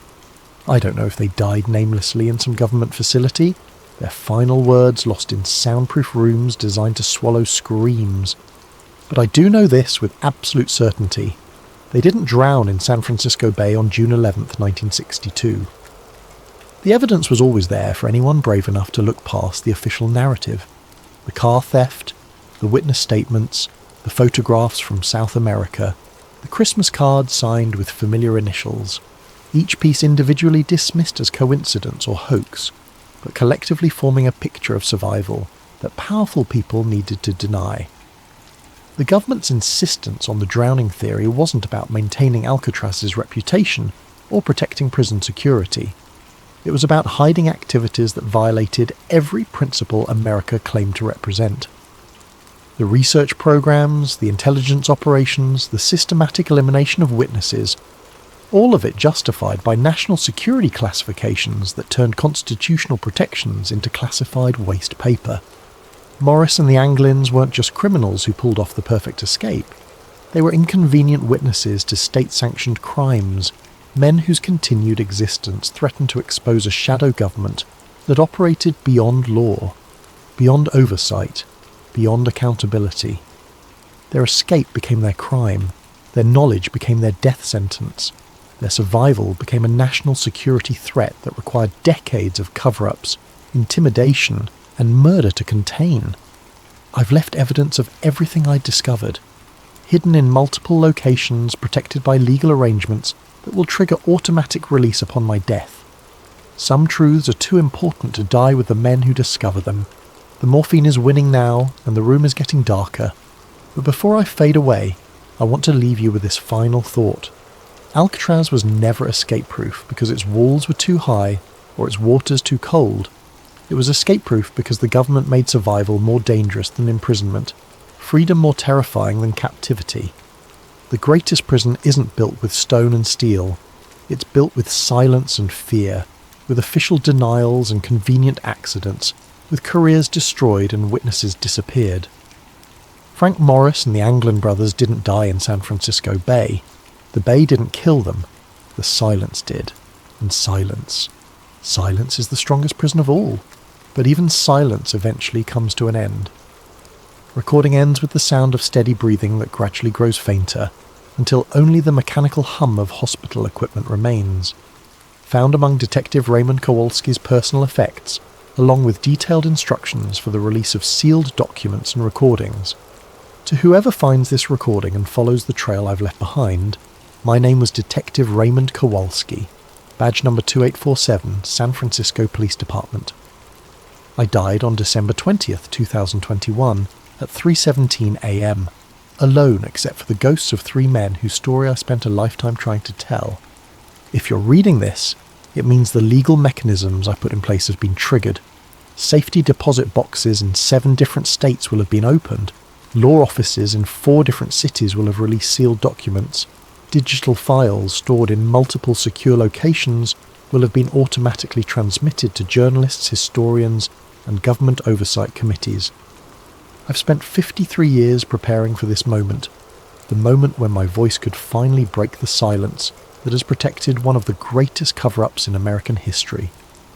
The documents you now have access to represent only a fraction of what was hidden.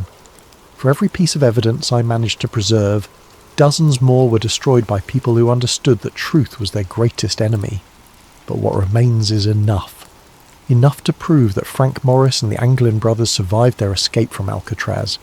Enough to demonstrate the systematic suppression of evidence by multiple government agencies. Enough to show that the official narrative was a carefully constructed lie designed to protect state secrets more valuable than human lives. I need you to understand something.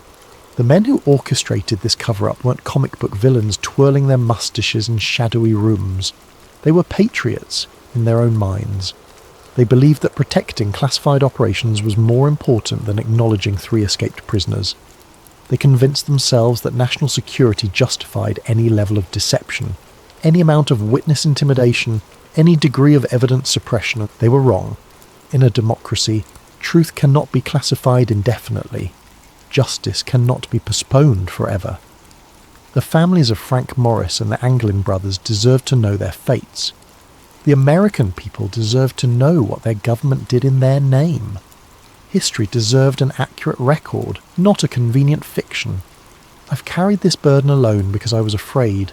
afraid of losing my pension, my reputation, my life, afraid of being dismissed as a conspiracy theorist or a disgruntled cop, afraid that speaking the truth would accomplish nothing except getting me killed.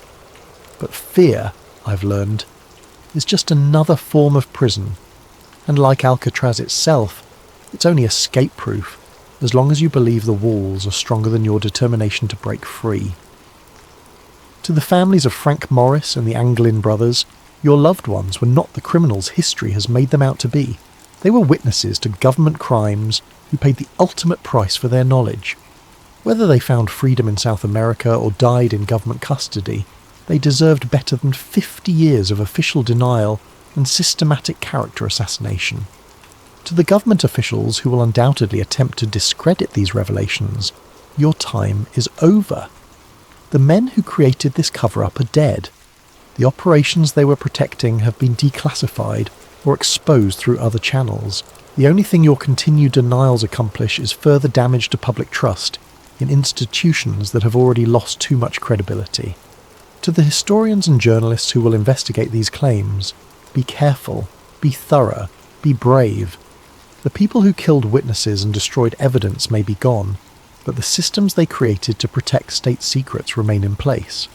Truth-telling is still a dangerous profession in America. To Frank Morris, John Anglin, and Clarence Anglin, wherever your final resting places may be, your story is finally being told. Your truth is finally being spoken. Your silence is finally being broken. You escaped from Alcatraz on June 11th, 1962. You survived the waters of San Francisco Bay. You lived beyond that night, whatever your ultimate fates may have been. History will remember you not as the criminals who failed to escape, but as the men who succeeded too well for the government's comfort. Your greatest escape wasn't from prison. It was from the official narrative that tried to erase you from history. That escape, at least, was permanent. Final statement for the record. I, Detective Raymond Kowalski, being of sound mind and facing imminent death, do hereby swear under oath that every statement in this recording and its accompanying documents represents the truth as I discovered it through my official investigation into the Alcatraz escape of 1962. I have knowingly risked my career, my safety, and my life to preserve this information. I have done so not for personal gain or professional advancement, but because I believe that in a democracy, truth belongs to the people, not to the bureaucrats who find it inconvenient. If my death occurs under suspicious circumstances, if these documents are somehow suppressed or discredited, if this recording mysteriously disappears, let it stand as evidence that the cover-up I've documented continues to claim lives. But if this message reaches you intact, if the truth I've preserved finally sees daylight, then maybe, just maybe, the strongest prison of all has finally been breached. The silence is broken, the truth is free, and Frank Morris and the Anglin brothers can finally rest in peace, knowing their story has been told. Badge 2847, signing off for the final time.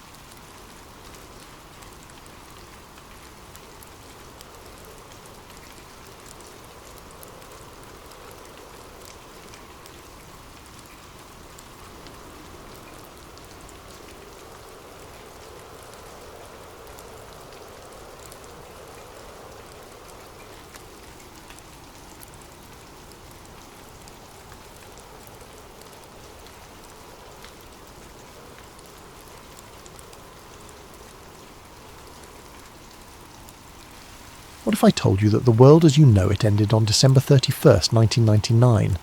That everything since then has been a carefully constructed backup simulation? Before you click away, consider this. How many times have you experienced déjà vu? How often does history feel wrong somehow? The Mandela effect isn't just misremembering, it's the cracks showing through.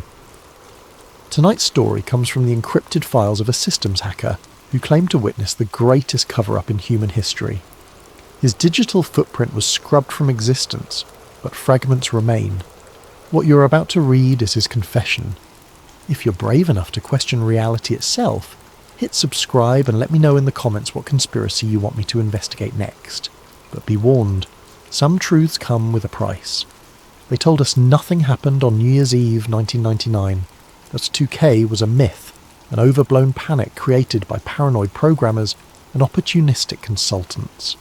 The computers didn't crash, the planes didn't fall from the sky, and civilization didn't collapse into chaos. We all woke up on January 1st, 2000, relieved and slightly embarrassed by our collective anxiety. But I know better. I watched the world end from behind a glowing monitor. The faint hum of my desktop computer fills the silence of my childhood bedroom as I type these words. Outside, I can still hear the distant echo of fireworks. Or maybe that's just the memory replaying in an endless loop. The flickering desk lamp casts dancing shadows on the wall, and in those shadows, I see the truth that everyone else has forgotten. I wasn't a paranoid conspiracy theorist. I wasn't one of those doomsday preppers hoarding canned goods and bottled water. I was a 17-year-old systems hacker with backdoor access into networks that most people didn't even know existed. I had my fingers on the pulse of the digital world's nervous system, and at 11:59 p.m. on December 31st, 1999, I felt it flatline. What I'm about to tell you will sound impossible, insane even. But I have proof.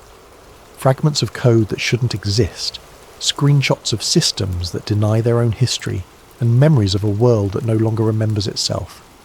The evidence is disappearing bit by bit, file by file, as the system cleans up after itself. Soon, there will be nothing left but this confession, and maybe not even that.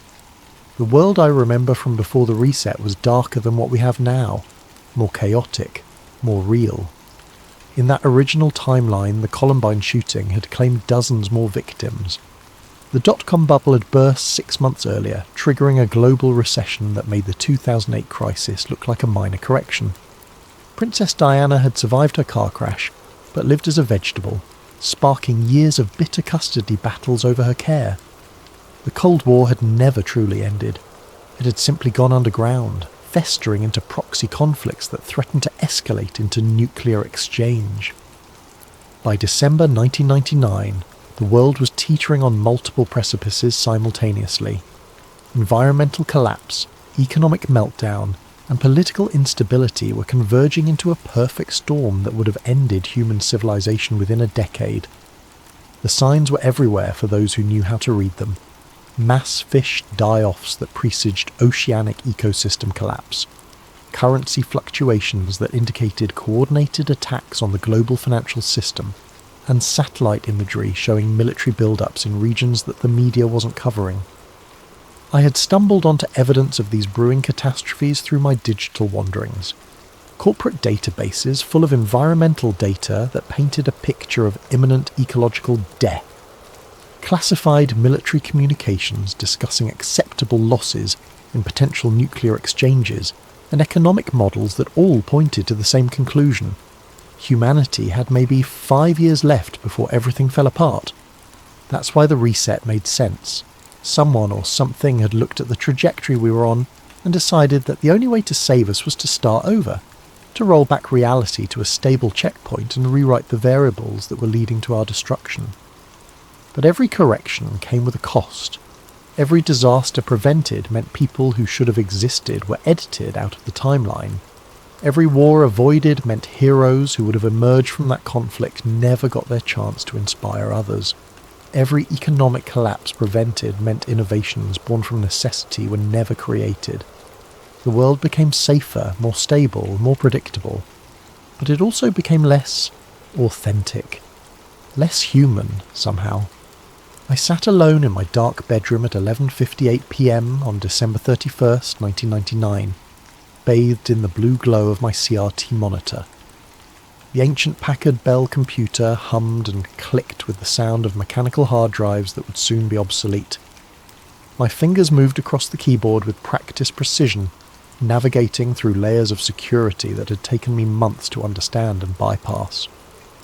While the rest of the world prepared to celebrate the new millennium, I was deep inside a NORAD shadow server, navigating through layers of outdated relay nodes that dated back to the Cold War. The government had never bothered to properly decommission the old systems. They just built new ones on top, leaving digital fossils buried in the architecture like archaeological layers. The pathway I had discovered was almost embarrassingly simple once you knew where to look. The 1960s-era communication protocols were still active in many systems, maintained by automated processes that no living person fully understood. These ghost networks carried data that was invisible to modern monitoring systems, creating a parallel internet that existed in the spaces between official infrastructure. Finding my way into these forgotten networks had become something of an obsession. The 1980s military code was surprisingly vulnerable, written in an era when security through obscurity was considered sufficient. Most of the original programmers were long gone, retired or dead, taking their knowledge of backdoors and exploits with them. But I had patience, and I had time. Outside my window, I could hear the muffled sounds of celebration. Champagne corks popping, people laughing, the countdown beginning on someone's television. Dick Clark's voice drifted through the thin walls of our suburban house, that familiar cadence building toward the moment that would change everything. The normal world, the surface world, was ready to welcome the future with open arms. But down here, in the digital underground, something else was stirring. My screen showed a directory listing of files with names that made no sense, strings of numbers and letters that followed no naming convention I recognised. Some were dated years in the future, others claimed to be from decades in the past. It was as if the system's internal clock had become unstuck in time, unsure of when it was supposed to be. The deeper I dug into the file structure, the more bizarre it became. I found databases that claimed to contain population records for cities that didn't exist, weather monitoring data from regions that weren't on any map. Even stranger were the personnel files, military service records for soldiers whose serial numbers followed no standard format, deployment orders to bases with names that returned no results when I searched for them. At 11:59 p.m, I noticed something strange. The network traffic began to slow, not in the way you'd expect from system overload, but like a river gradually freezing. Commands that should have executed instantly took seconds, then minutes to complete. It was as if the entire digital infrastructure was holding its breath, waiting for something to happen. The countdown outside grew louder. 10, 9, 8. I watched my monitor, waiting for something to happen. In the hacker community, we'd been joking about Y2K for months. The idea that computers would suddenly think it was 1900 and bring civilization to its knees seemed almost quaint. We knew better. We understood how date systems worked, how programmers had already patched the critical vulnerabilities. Y2K would be a non-event, a collective sigh of relief followed by sheepish admissions of overreaction. But something was different about the systems I was monitoring. These weren't normal corporate databases or government servers. These were deeper, older, connected to infrastructure that predated modern computing entirely. Some of the code I was seeing appeared to be written in languages that shouldn't have existed. Hybrid programming constructs that combined elements from different eras of computing in ways that should have been impossible. 7, 6, 5. My screen flickered. Just once, so briefly I almost missed it. But in that moment of darkness, I saw something that made my blood freeze. For just an instant, the command prompt had displayed text in a font I'd never seen before, characters that looked almost hieroglyphic before snapping back to normal. 4, 3, 2. The network traffic stopped completely. Not slowed, stopped. The data streams I'd been monitoring flatlined into perfect silence. Every connection I had established went dead simultaneously, as if someone had pulled the plug on the entire internet. But my computer was still running, still connected to something, because the screen continued to display data that was coming from nowhere. At exactly midnight my monitor went black. Not the blue black of a normal shutdown, but the deep, absolute black of something fundamental shutting down. The computer tower beside my desk continued to hum, the hard drive light still blinking occasionally, but the screen showed nothing. No cursor, no error message, no indication that the system was even trying to recover. Then I heard it, a low electrical hum rising from somewhere deep inside the walls themselves. It wasn't coming from my computer or any specific device, but from the house's electrical system, as if every wire was suddenly carrying more current than it was designed for. The overhead light flickered once, twice, then went out completely. Outside, the celebration had gone silent. I sat in perfect darkness for what felt like hours, but was probably only seconds, listening to that electrical hum grow stronger. It wasn't quite a sound. It was more like a vibration I could feel in my bones, a frequency that seemed to resonate with something deep inside my skull. The sensation was almost musical, like a chord being played on instruments that existed in dimensions I couldn't perceive. The silence outside was complete now. No more voices, no more music, no more sounds of celebration. Even the ambient noise of the neighbourhood, distant traffic, air conditioning units, the constant low-level hum of modern life had vanished entirely. It was as if the world itself had paused, suspended in that moment between one year and the next. Then without warning, my monitor blazed back to life. But something was wrong. The login screen that appeared wasn't the one I'd been using. The familiar blue background had been replaced with something that hurt to look at. Not because it was bright, but because the colours seemed to exist in spectrums that my eyes weren't designed to process. The timestamps were wrong, flickering between dates that made no sense, jumping from 1999 to 2000 to 1900 and back again, as if the system couldn't decide what year it was supposed to be. The familiar NORAD directory structure I'd been navigating was gone, replaced by something I'd never seen before. File names that shifted and changed as I watched them, folders that appeared and disappeared without any input from me. When I tried to access familiar locations, I found myself in digital spaces that felt infinite and empty, vast server halls that contained nothing but echoes of deleted data. Outside, the sounds of celebration slowly resumed, but they seemed distant, muffled, like they were reaching me through water. When I looked out my bedroom window, the streetlights appeared dimmer than before, and the shadows they cast fell in directions that didn't match the position of the lights themselves. I tried to reconnect to the systems I'd been monitoring, but every connection failed. Not with error messages or timeout warnings. They simply didn't respond, as if the networks themselves had vanished into digital void. When I finally managed to establish a new connection, the servers I found were identical to the ones I'd been accessing, but subtly different. Files were in slightly different locations. Security protocols had minor variations. Even the system clocks, when they finally stabilised, were running exactly 7 minutes and 44 seconds slow. It was as if the entire digital world had been restored from a backup that was almost, but not quite, perfect. A backup that had been created before something terrible had happened, and now that terrible thing had been prevented by simply replacing the original with the copy. But backups are never perfect.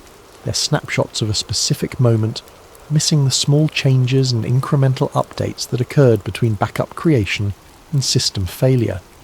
In the digital world, this manifested as corrupted files and missing data. In reality itself, it manifested as gaps in memory, alterations to physical spaces, and the persistent feeling that something was fundamentally wrong with the world. Over the following days, I became convinced that the world had experienced something unprecedented on New Year's Eve. A complete system failure that lasted exactly 7 minutes and 44 seconds. Not just my computer, not just my house, but everything connected to the global digital infrastructure had experienced the same blackout, the same impossible pause between one reality and the next. I started researching, reaching out to other hackers and tech enthusiasts through IRC channels and bulletin boards. Most people reported nothing unusual. They'd watched the ball drop, celebrated with friends and woken up with hangovers on New Year's Day. But a very few, mentioned strange experiences that matched elements of what I had witnessed. A systems administrator in Tokyo reported that all of his servers had simultaneously rebooted at midnight, displaying bizarre error messages in languages that didn't exist before returning to normal operation. The error messages were written in characters that resembled Chinese or Japanese, but when he showed them to linguists, they insisted the symbols followed no known grammatical rules. More disturbing still, the servers had somehow completed months of scheduled maintenance during those few minutes of downtime. Updates that should have taken hours had been implemented instantaneously. A telecommunications engineer in London noticed that several international communication satellites had briefly disappeared from tracking systems, reappearing minutes later with no explanation from the agencies that monitored them. During the blackout period, the satellites had somehow changed position in ways that defied orbital mechanics, moving distances that should have required months of careful trajectory adjustments.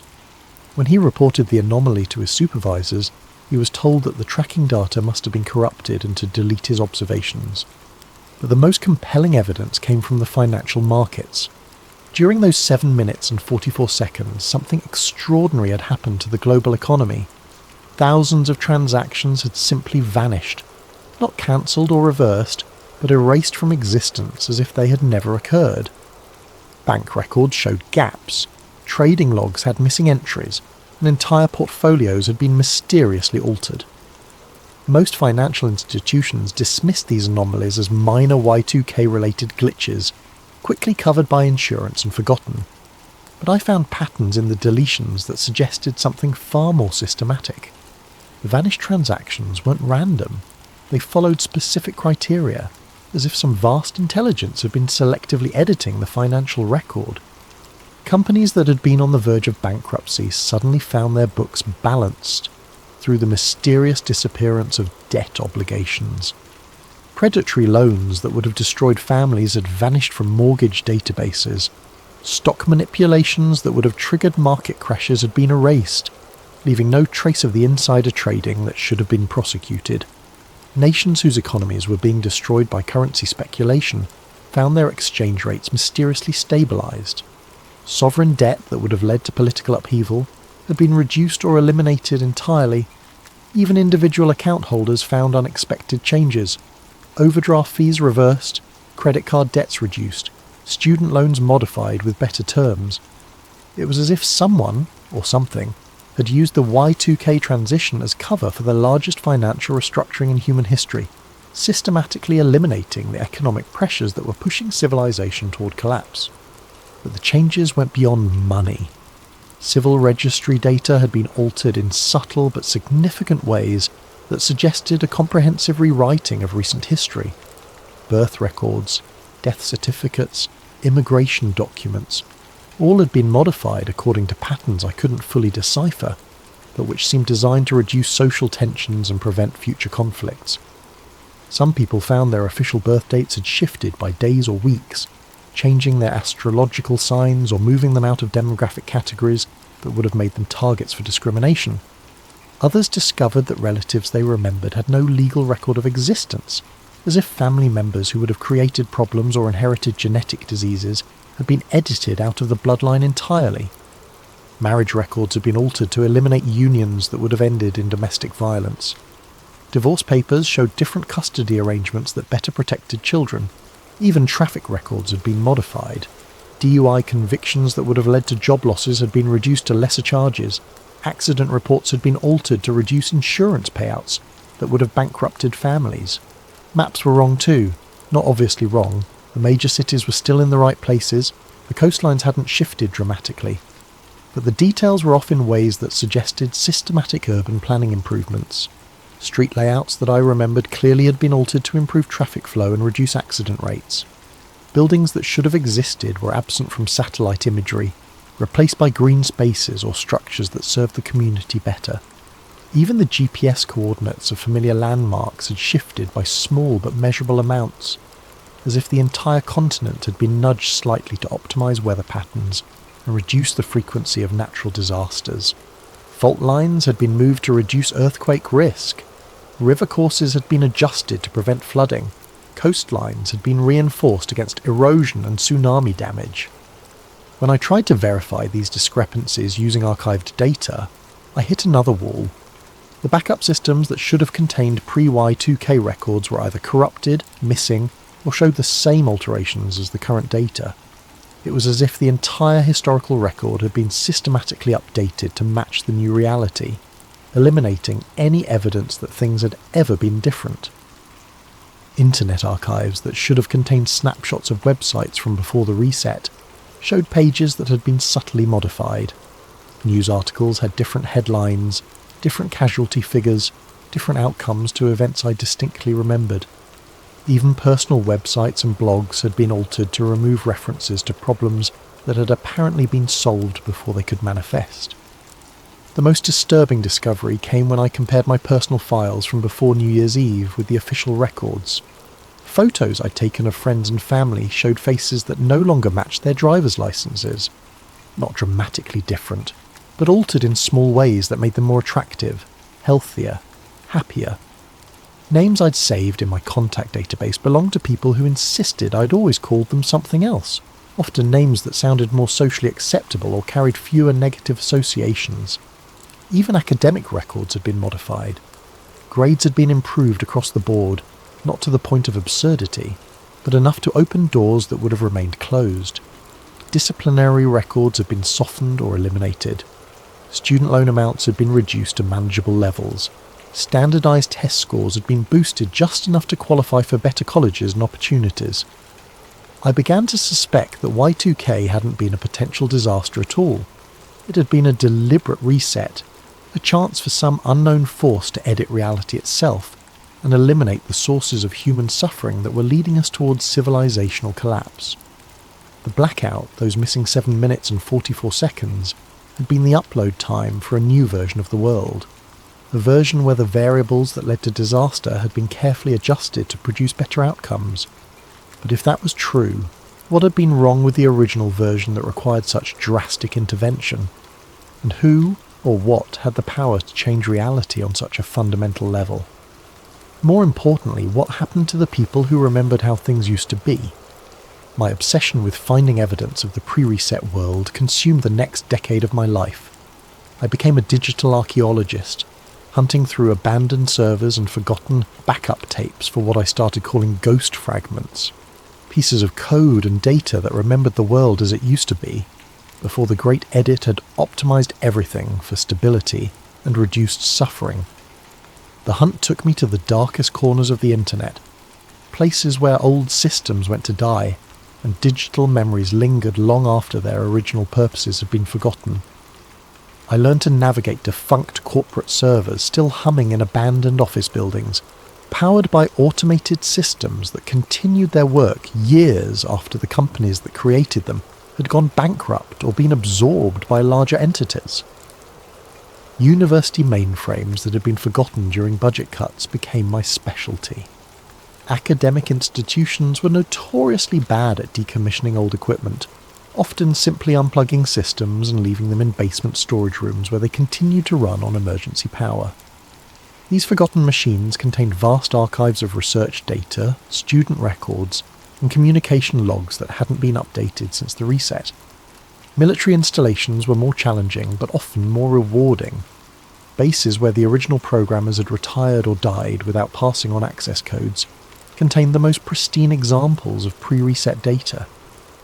The military's obsession with redundancy meant that critical information was often stored in multiple formats across different systems, and while the primary databases had been updated, backup systems sometimes retained the original versions.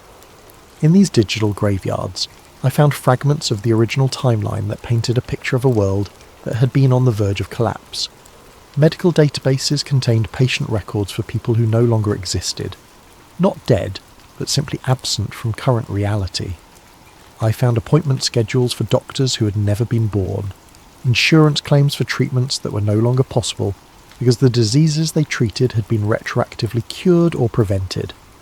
Pharmaceutical research databases showed development timelines for drugs that had never been created, designed to treat conditions that no longer occurred with sufficient frequency to justify the investment. The most haunting discoveries were in paediatric hospitals. I found records of children with genetic conditions that had somehow been eliminated from their family lines, medical charts that showed progressive diseases that had been stopped mid-progression, treatment plans for young patients who had apparently been cured retroactively by changes to their genetic history. The cost of these miracles was that the parents of these children often had no memory of the medical struggles they had endured. Living in a reality where their families had always been healthy and whole, corporate archives held employment records for companies that had never existed, not failed businesses, but enterprises that had been prevented from forming in the first place. I found project files for products that had never been developed, because the social problems they were designed to solve had been eliminated at the source. Email chains discussed market research for demographic groups that no longer existed, management strategies for dealing with economic conditions that had been prevented. Movie studios had casting notes for films that weren't in any current filmography, scripts that dealt with social issues that were no longer relevant because the underlying problems had been edited out of history. Publishers had manuscript submissions for books that had never been written, novels that explored themes of desperation and survival that were no longer relatable to audiences living in the optimized reality. Television networks had development documents for news programs that covered wars that had never happened, environmental disasters that had been prevented, political scandals involving leaders who had never risen to power. The archives revealed an entire parallel entertainment industry that had been designing content for a much darker timeline, one where human suffering provided endless material for drama and documentary. But the most disturbing discoveries were personal. In the vast digital archives of social media platforms that were just beginning to emerge in the early 2000s, I found profiles and posts from people I remembered knowing, friends, classmates, even family members, who now insisted they had never met me. Their accounts showed a history of interactions with someone whose name had been scrubbed from the servers, leaving only empty spaces where conversation should have been. I found photo albums with gaps where pictures of certain people should have been. Not deleted images, but spaces that had never contained photos at all, as if the absent individuals had never existed to be photographed. Status updates referenced experiences and events that involved people who were no longer part of reality, creating nonsensical posts about shared activities with friends who had never been born. Dating websites contained profiles that referenced relationship histories with partners who couldn't be found in any database. Professional networking sites showed career connections to colleagues whose employment records showed no overlap with the people who claimed to know them. Even genealogy websites had been altered, showing family trees that had been pruned to remove branches that led to problematic outcomes. I began documenting these anomalies obsessively, building a comprehensive database of inconsistencies between the current world and the fragments I could recover. The pattern that emerged was both incredible and terrifying. Reality had been edited with surgical precision, removing elements that threatened stability while preserving everything else as much as possible. Natural disasters that should have killed millions had been prevented or minimized through small changes to weather patterns, geological structures and emergency response systems. Political leaders who would have started wars had never risen to power, often because the social conditions that would have supported them had been eliminated decades earlier. Economic collapses that would have destroyed entire nations had been averted through subtle changes to market conditions, regulatory frameworks, and international trade agreements. Even individual tragedies had been undone, fatal accidents prevented through minor changes to traffic patterns and road construction, terminal illnesses cured through genetic modifications that traced back generations, personal failures transformed into successes through small adjustments to educational opportunities and social connections. It was as if some benevolent force had identified every potential source of human suffering and systematically eliminated it from the timeline, working backward through cause and effect chains to find the minimal changes needed to produce optimal outcomes. But there was a cost that became more apparent as my investigation deepened. The people who had been removed from reality to prevent these disasters hadn't simply died. They had never existed. Their contributions to human knowledge, art, and culture had vanished with them. Scientific breakthroughs that would have saved different lives were never made because the researchers who would have made them were edited out of the timeline. Works of art that would have inspired generations were never created because the artists who would have produced them were prevented from being born. Love stories that would have produced children were never begun, eliminating entire family lines to prevent genetic diseases or psychological problems that would have manifested generations later. Teachers who would have inspired students to greatness were removed from the timeline, along with the innovations and discoveries that would have resulted from their influence. Even criminals and villains had been systematically prevented from existing, taking with them the heroes who would have risen to oppose them and the social progress that often emerged from confronting evil. The world had been optimized for stability and reduced suffering, but in the process, it had lost something essential: the chaotic, unpredictable, beautiful mess of authentic human existence. The rough edges had been smoothed away, the sharp contrasts had been softened, and the result was a reality that was undeniably better in measurable ways, but somehow less real, less vivid, less alive.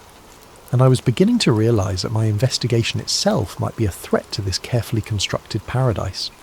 The ghost fragments I'd been collecting were disappearing at an accelerating rate.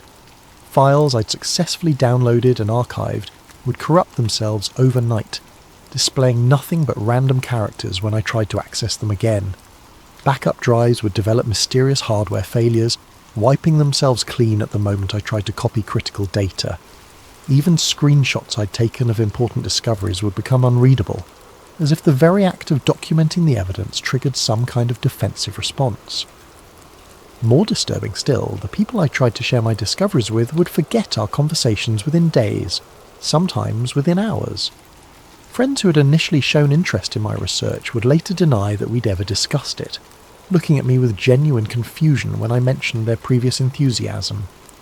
Family members who had helped me search for anomalies would look at me with concern when I referenced their assistance, insisting that they had never been involved in any such investigation. It was as if the system was actively defending itself, using the same reality editing capabilities that had created the reset to eliminate threats to its stability. And with each fragment I uncovered, each inconsistency I documented, I was marking myself as a more significant threat that required more comprehensive countermeasures. The breadcrumbs I'd been leaving online, forum posts describing my findings, encrypted files stored on anonymous servers, even simple emails outlining my theories, were vanishing faster than I could create them. Entire websites I'd used to store backups would disappear overnight, their domains returning site not found errors as if they had never existed. Social media posts would be deleted not just from my accounts, but from the accounts of anyone who had shared or commented on them. I realised I was fighting a war against reality itself and I was losing. But I also realised that the very fact that I could perceive this war meant that I had somehow survived the reset with my memories intact, making me one of the few people who could serve as witness to what had really happened. Whether that was an accident or part of some larger plan, I couldn't determine, but I knew that my time was running out. The system was learning to counter my efforts more effectively with each attempt I made to preserve evidence. Soon, it would move beyond simply erasing my discoveries and begin erasing me. By 2010, 11 years after the reset, I had developed a comprehensive theory about what had really happened on New Year's Eve 1999 and who had been responsible for the greatest editing of reality in human history. With 2K hadn't been a bug, it had been a fail-safe mechanism, a last resort activation code built into the global digital infrastructure by entities I could only call the architects. The evidence I had accumulated suggested that humanity had reached a critical error state by the end of 1999, a convergence of cascading failures that would have led to the complete collapse of human civilization within a decade. The global economy was on the verge of a meltdown that would have made the Great Depression look like a minor recession. Environmental degradation was accelerating beyond any recoverable limits, with multiple ecosystem collapses triggering feedback loops that would have rendered the planet uninhabitable. Most critically, our increasing dependence on fragile technological systems had created cascading failure points that could have ended modern civilization with a single catastrophic malfunction. Political tensions were building toward conflicts that would have made World War III inevitable. Nuclear proliferation had reached a point where multiple non-state actors had access to weapons of mass destruction. Social inequalities had grown to levels that historically preceded revolutions and societal collapse. Disease outbreaks were becoming more frequent and more resistant to treatment, suggesting that a global pandemic capable of ending human civilization was imminent. The architects, whether they were human agencies operating in complete secrecy, artificial intelligences that had achieved consciousness decades earlier than anyone suspected, or something else entirely, had been monitoring these failure conditions through the global digital infrastructure that was becoming increasingly integrated into every aspect of human activity. They had run the projections, calculated the probabilities, and reached the same conclusion that my own research had suggested. Without intervention, human civilization would end before 2010. When the convergent crises reached a mathematical certainty of complete collapse, they activated the reset protocol. The 7 minutes and 44 seconds of blackout hadn't been a system failure. It had been an upload period, a moment when the architects implemented a new version of reality where the critical errors had been corrected through targeted modifications to the timeline. The duration was significant, long enough to implement comprehensive changes across multiple systems and data archives, but short enough to avoid creating obvious gaps in human memory that would have made the edit detectable to most observers. This theory explained many of the anomalies I had discovered, including the accelerated technological development of the 21st century. Smartphones, social media platforms, advanced internet infrastructure, GPS systems, medical imaging technology, innovations that should have taken decades to develop, were suddenly available within a few years of the reset. It was as if the architects had compressed technological advancement, giving humanity tools to manage the complexities of modern civilization more effectively and prevent the conditions that had led to the original timeline's collapse. The compression wasn't just technological but temporal. Events that should have unfolded gradually over decades were happening in compressed timeframes, as if history itself was running at an accelerated pace to reach stable endpoints more quickly. Cultural changes that should have taken generations occurred within years. Political movements that should have required decades to mature reached full development within electoral cycles. Even individual human development seemed accelerated, with people reaching emotional and intellectual milestones faster than historical norms suggested they should. But the compression had side effects that became more apparent as I studied the patterns of change. Time itself felt different after 2000, more fluid, less substantial, less anchored to physical reality. Events seemed to unfold with unnatural speed, following narrative structures that were too clean, too purposeful, too optimized for dramatic effect. The pace of innovation was almost impossibly rapid, with breakthrough discoveries happening at a rate that suggested they were being introduced according to a predetermined schedule, rather than emerging from natural scientific inquiry. The 21st century felt less like natural historical progression, and more like a carefully scripted sequence of events designed to guide humanity toward specific outcomes. Wars ended more quickly and cleanly than historical patterns suggested they should. Economic crises were resolved through mechanisms that appeared almost overnight. Social problems were addressed by solutions that seemed to materialize just when they were needed most. I began to suspect that the 21st century wasn't happening in real time at all, but was instead a carefully coded simulation running at accelerated speed to bring humanity to a stable endpoint as quickly as possible. The déjà vu experiences that became increasingly common after Y2K weren't just psychological phenomena, they were processing errors, moments when the simulation briefly revealed its underlying structure to conscious observers. The Mandela effect, which wouldn't be widely recognised and named until years later, was actually evidence of ongoing system maintenance.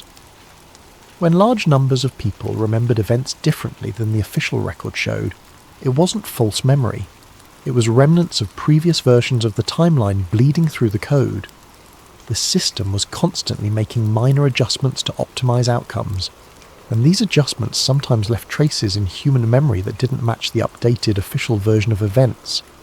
But understanding the system and fighting it were two different challenges entirely. The more I learned about the architect's modifications, the more I realised how comprehensive and sophisticated their control had become. They hadn't just edited history, they had created a self-maintaining reality that could automatically detect and correct for new threats to stability. Every time I made a significant discovery, every time I found evidence that could expose the true nature of our reality, the system would respond with countermeasures, not dramatically, not in ways that would create obvious paradoxes or logical inconsistencies, but subtly, carefully, rewriting the context around my discoveries until they appeared meaningless, delusional, or simply mistaken. The pattern was elegant in its simplicity. Rather than directly contradicting evidence of the reset, the system would alter the circumstances surrounding that evidence. Witnesses would develop memory problems or psychological conditions that made their testimony unreliable.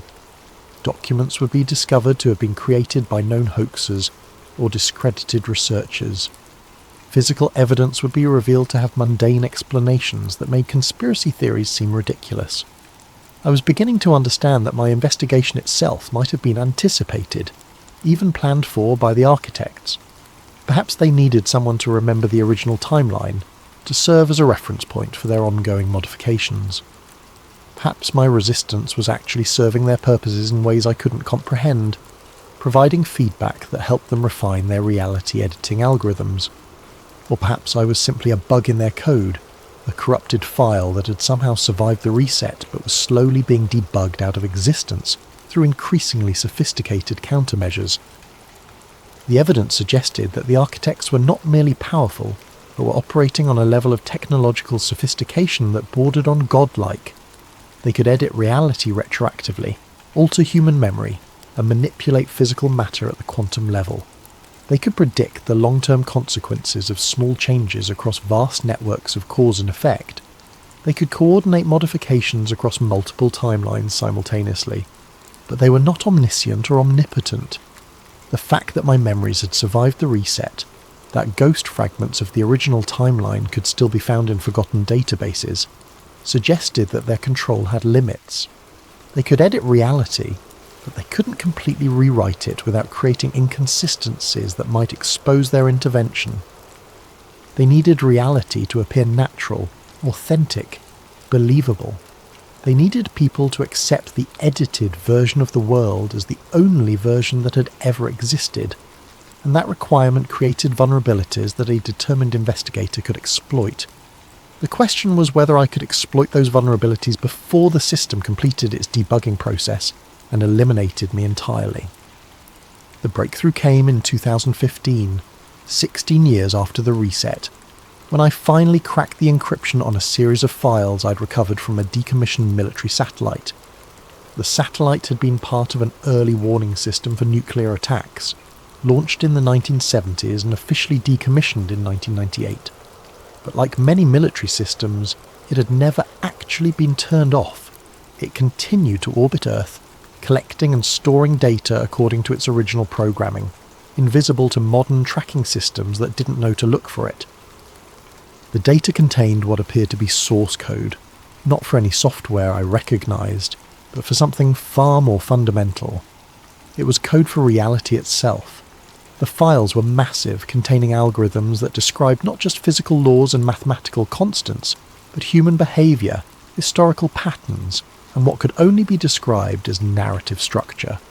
It was as if the universe itself was running on a sophisticated program, one that could be modified and updated like any other software system, with reality serving as both the operating system and the user interface.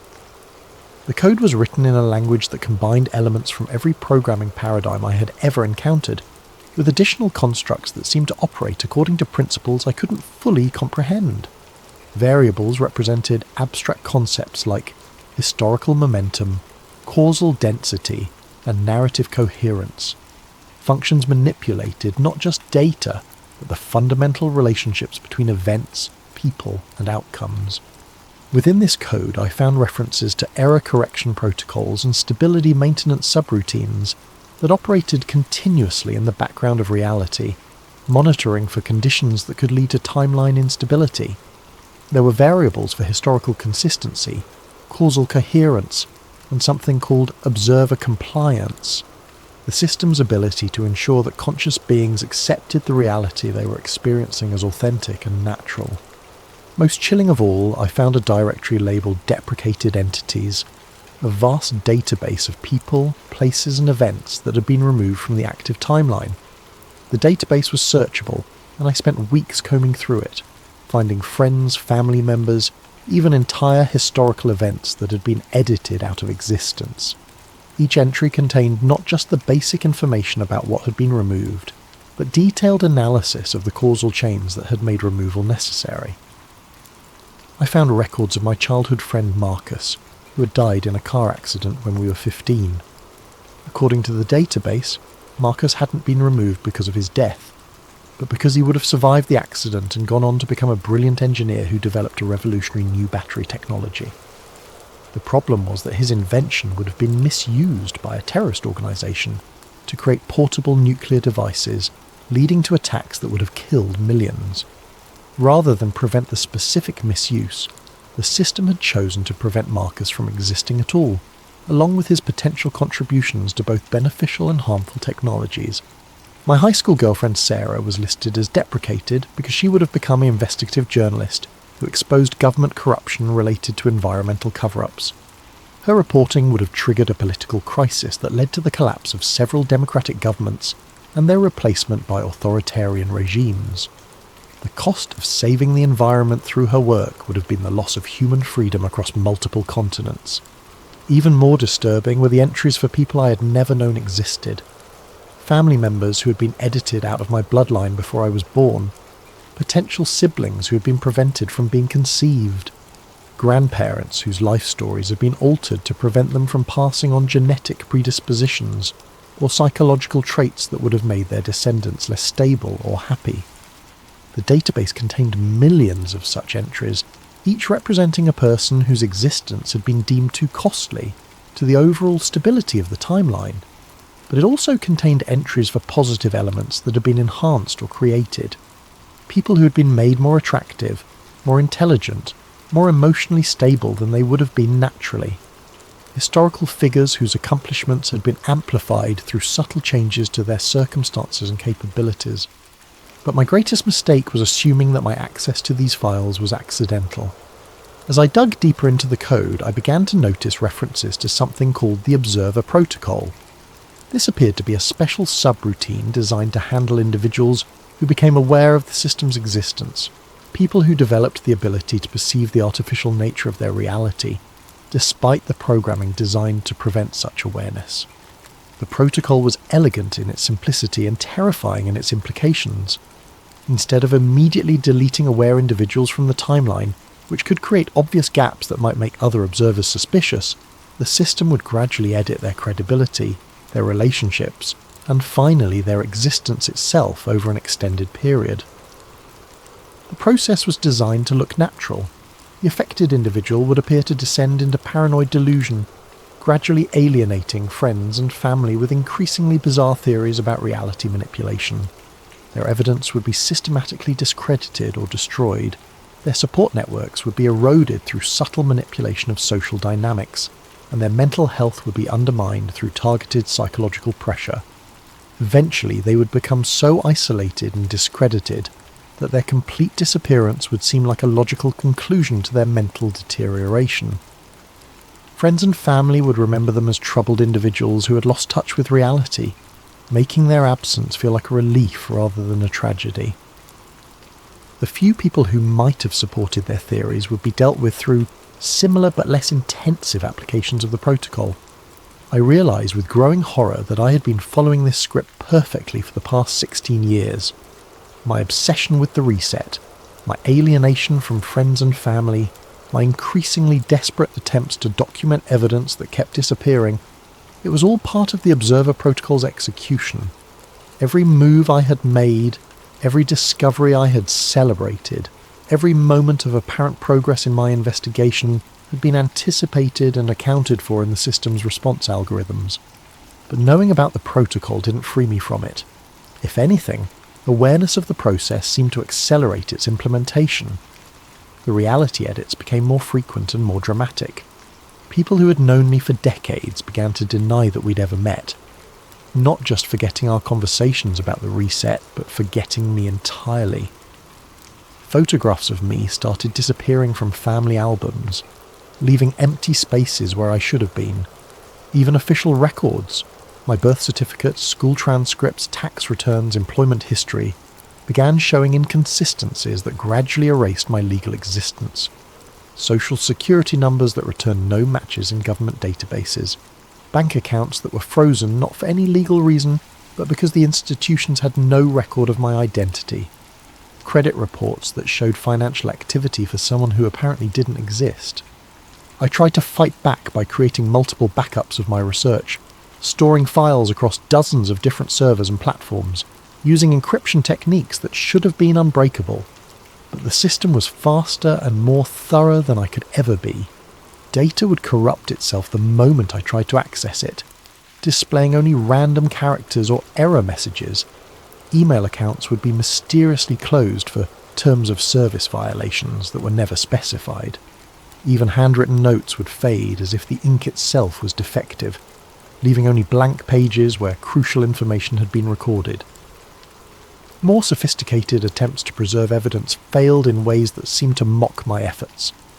Backup drives would develop mysterious hardware failures that destroyed their contents without damaging the devices themselves.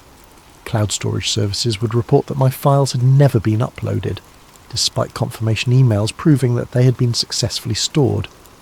Even physical photographs would fade or become mysteriously damaged, as if the reality editing could extend to manipulating matter itself.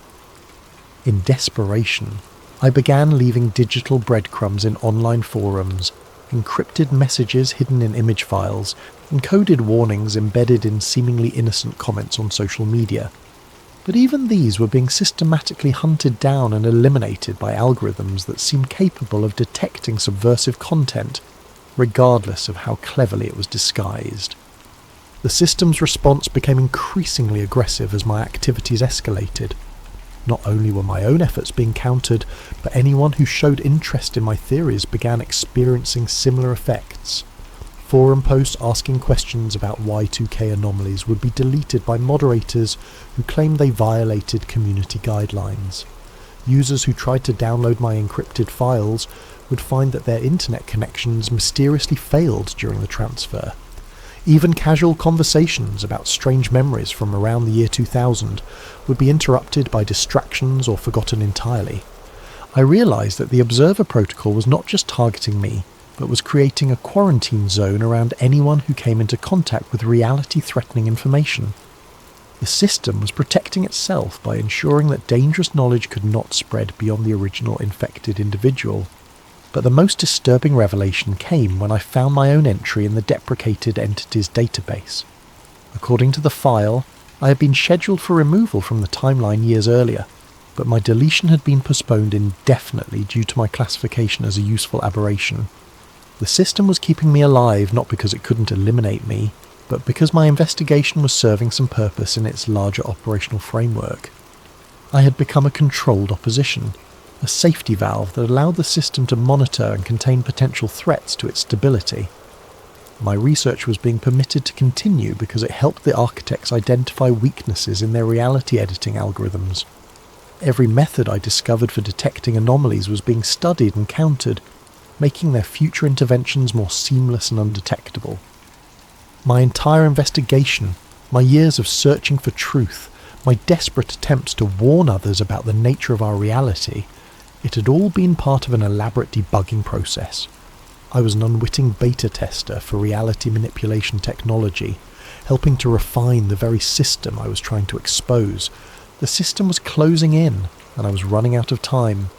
But knowing that my elimination was inevitable gave me a strange kind of freedom. If I was going to be deleted from reality, I might as well make my final actions count for something. I began planning one last desperate attempt to break through the system's defences and leave behind evidence that could survive my erasure. The final phase began on December 31st, 2015, exactly 16 years after the original reset. I had been documenting my research obsessively, aware that each day might be my last, when the reality edits suddenly accelerated beyond anything I had experienced before.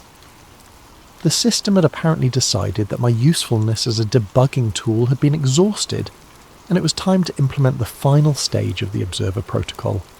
I woke up that morning to find that my name had been removed from the lease agreement on my apartment. The landlord, someone I'd been paying rent to for 3 years, looked at me with genuine confusion when I tried to explain the situation. According to his records, the apartment had been vacant for months, and he had no memory of ever meeting me.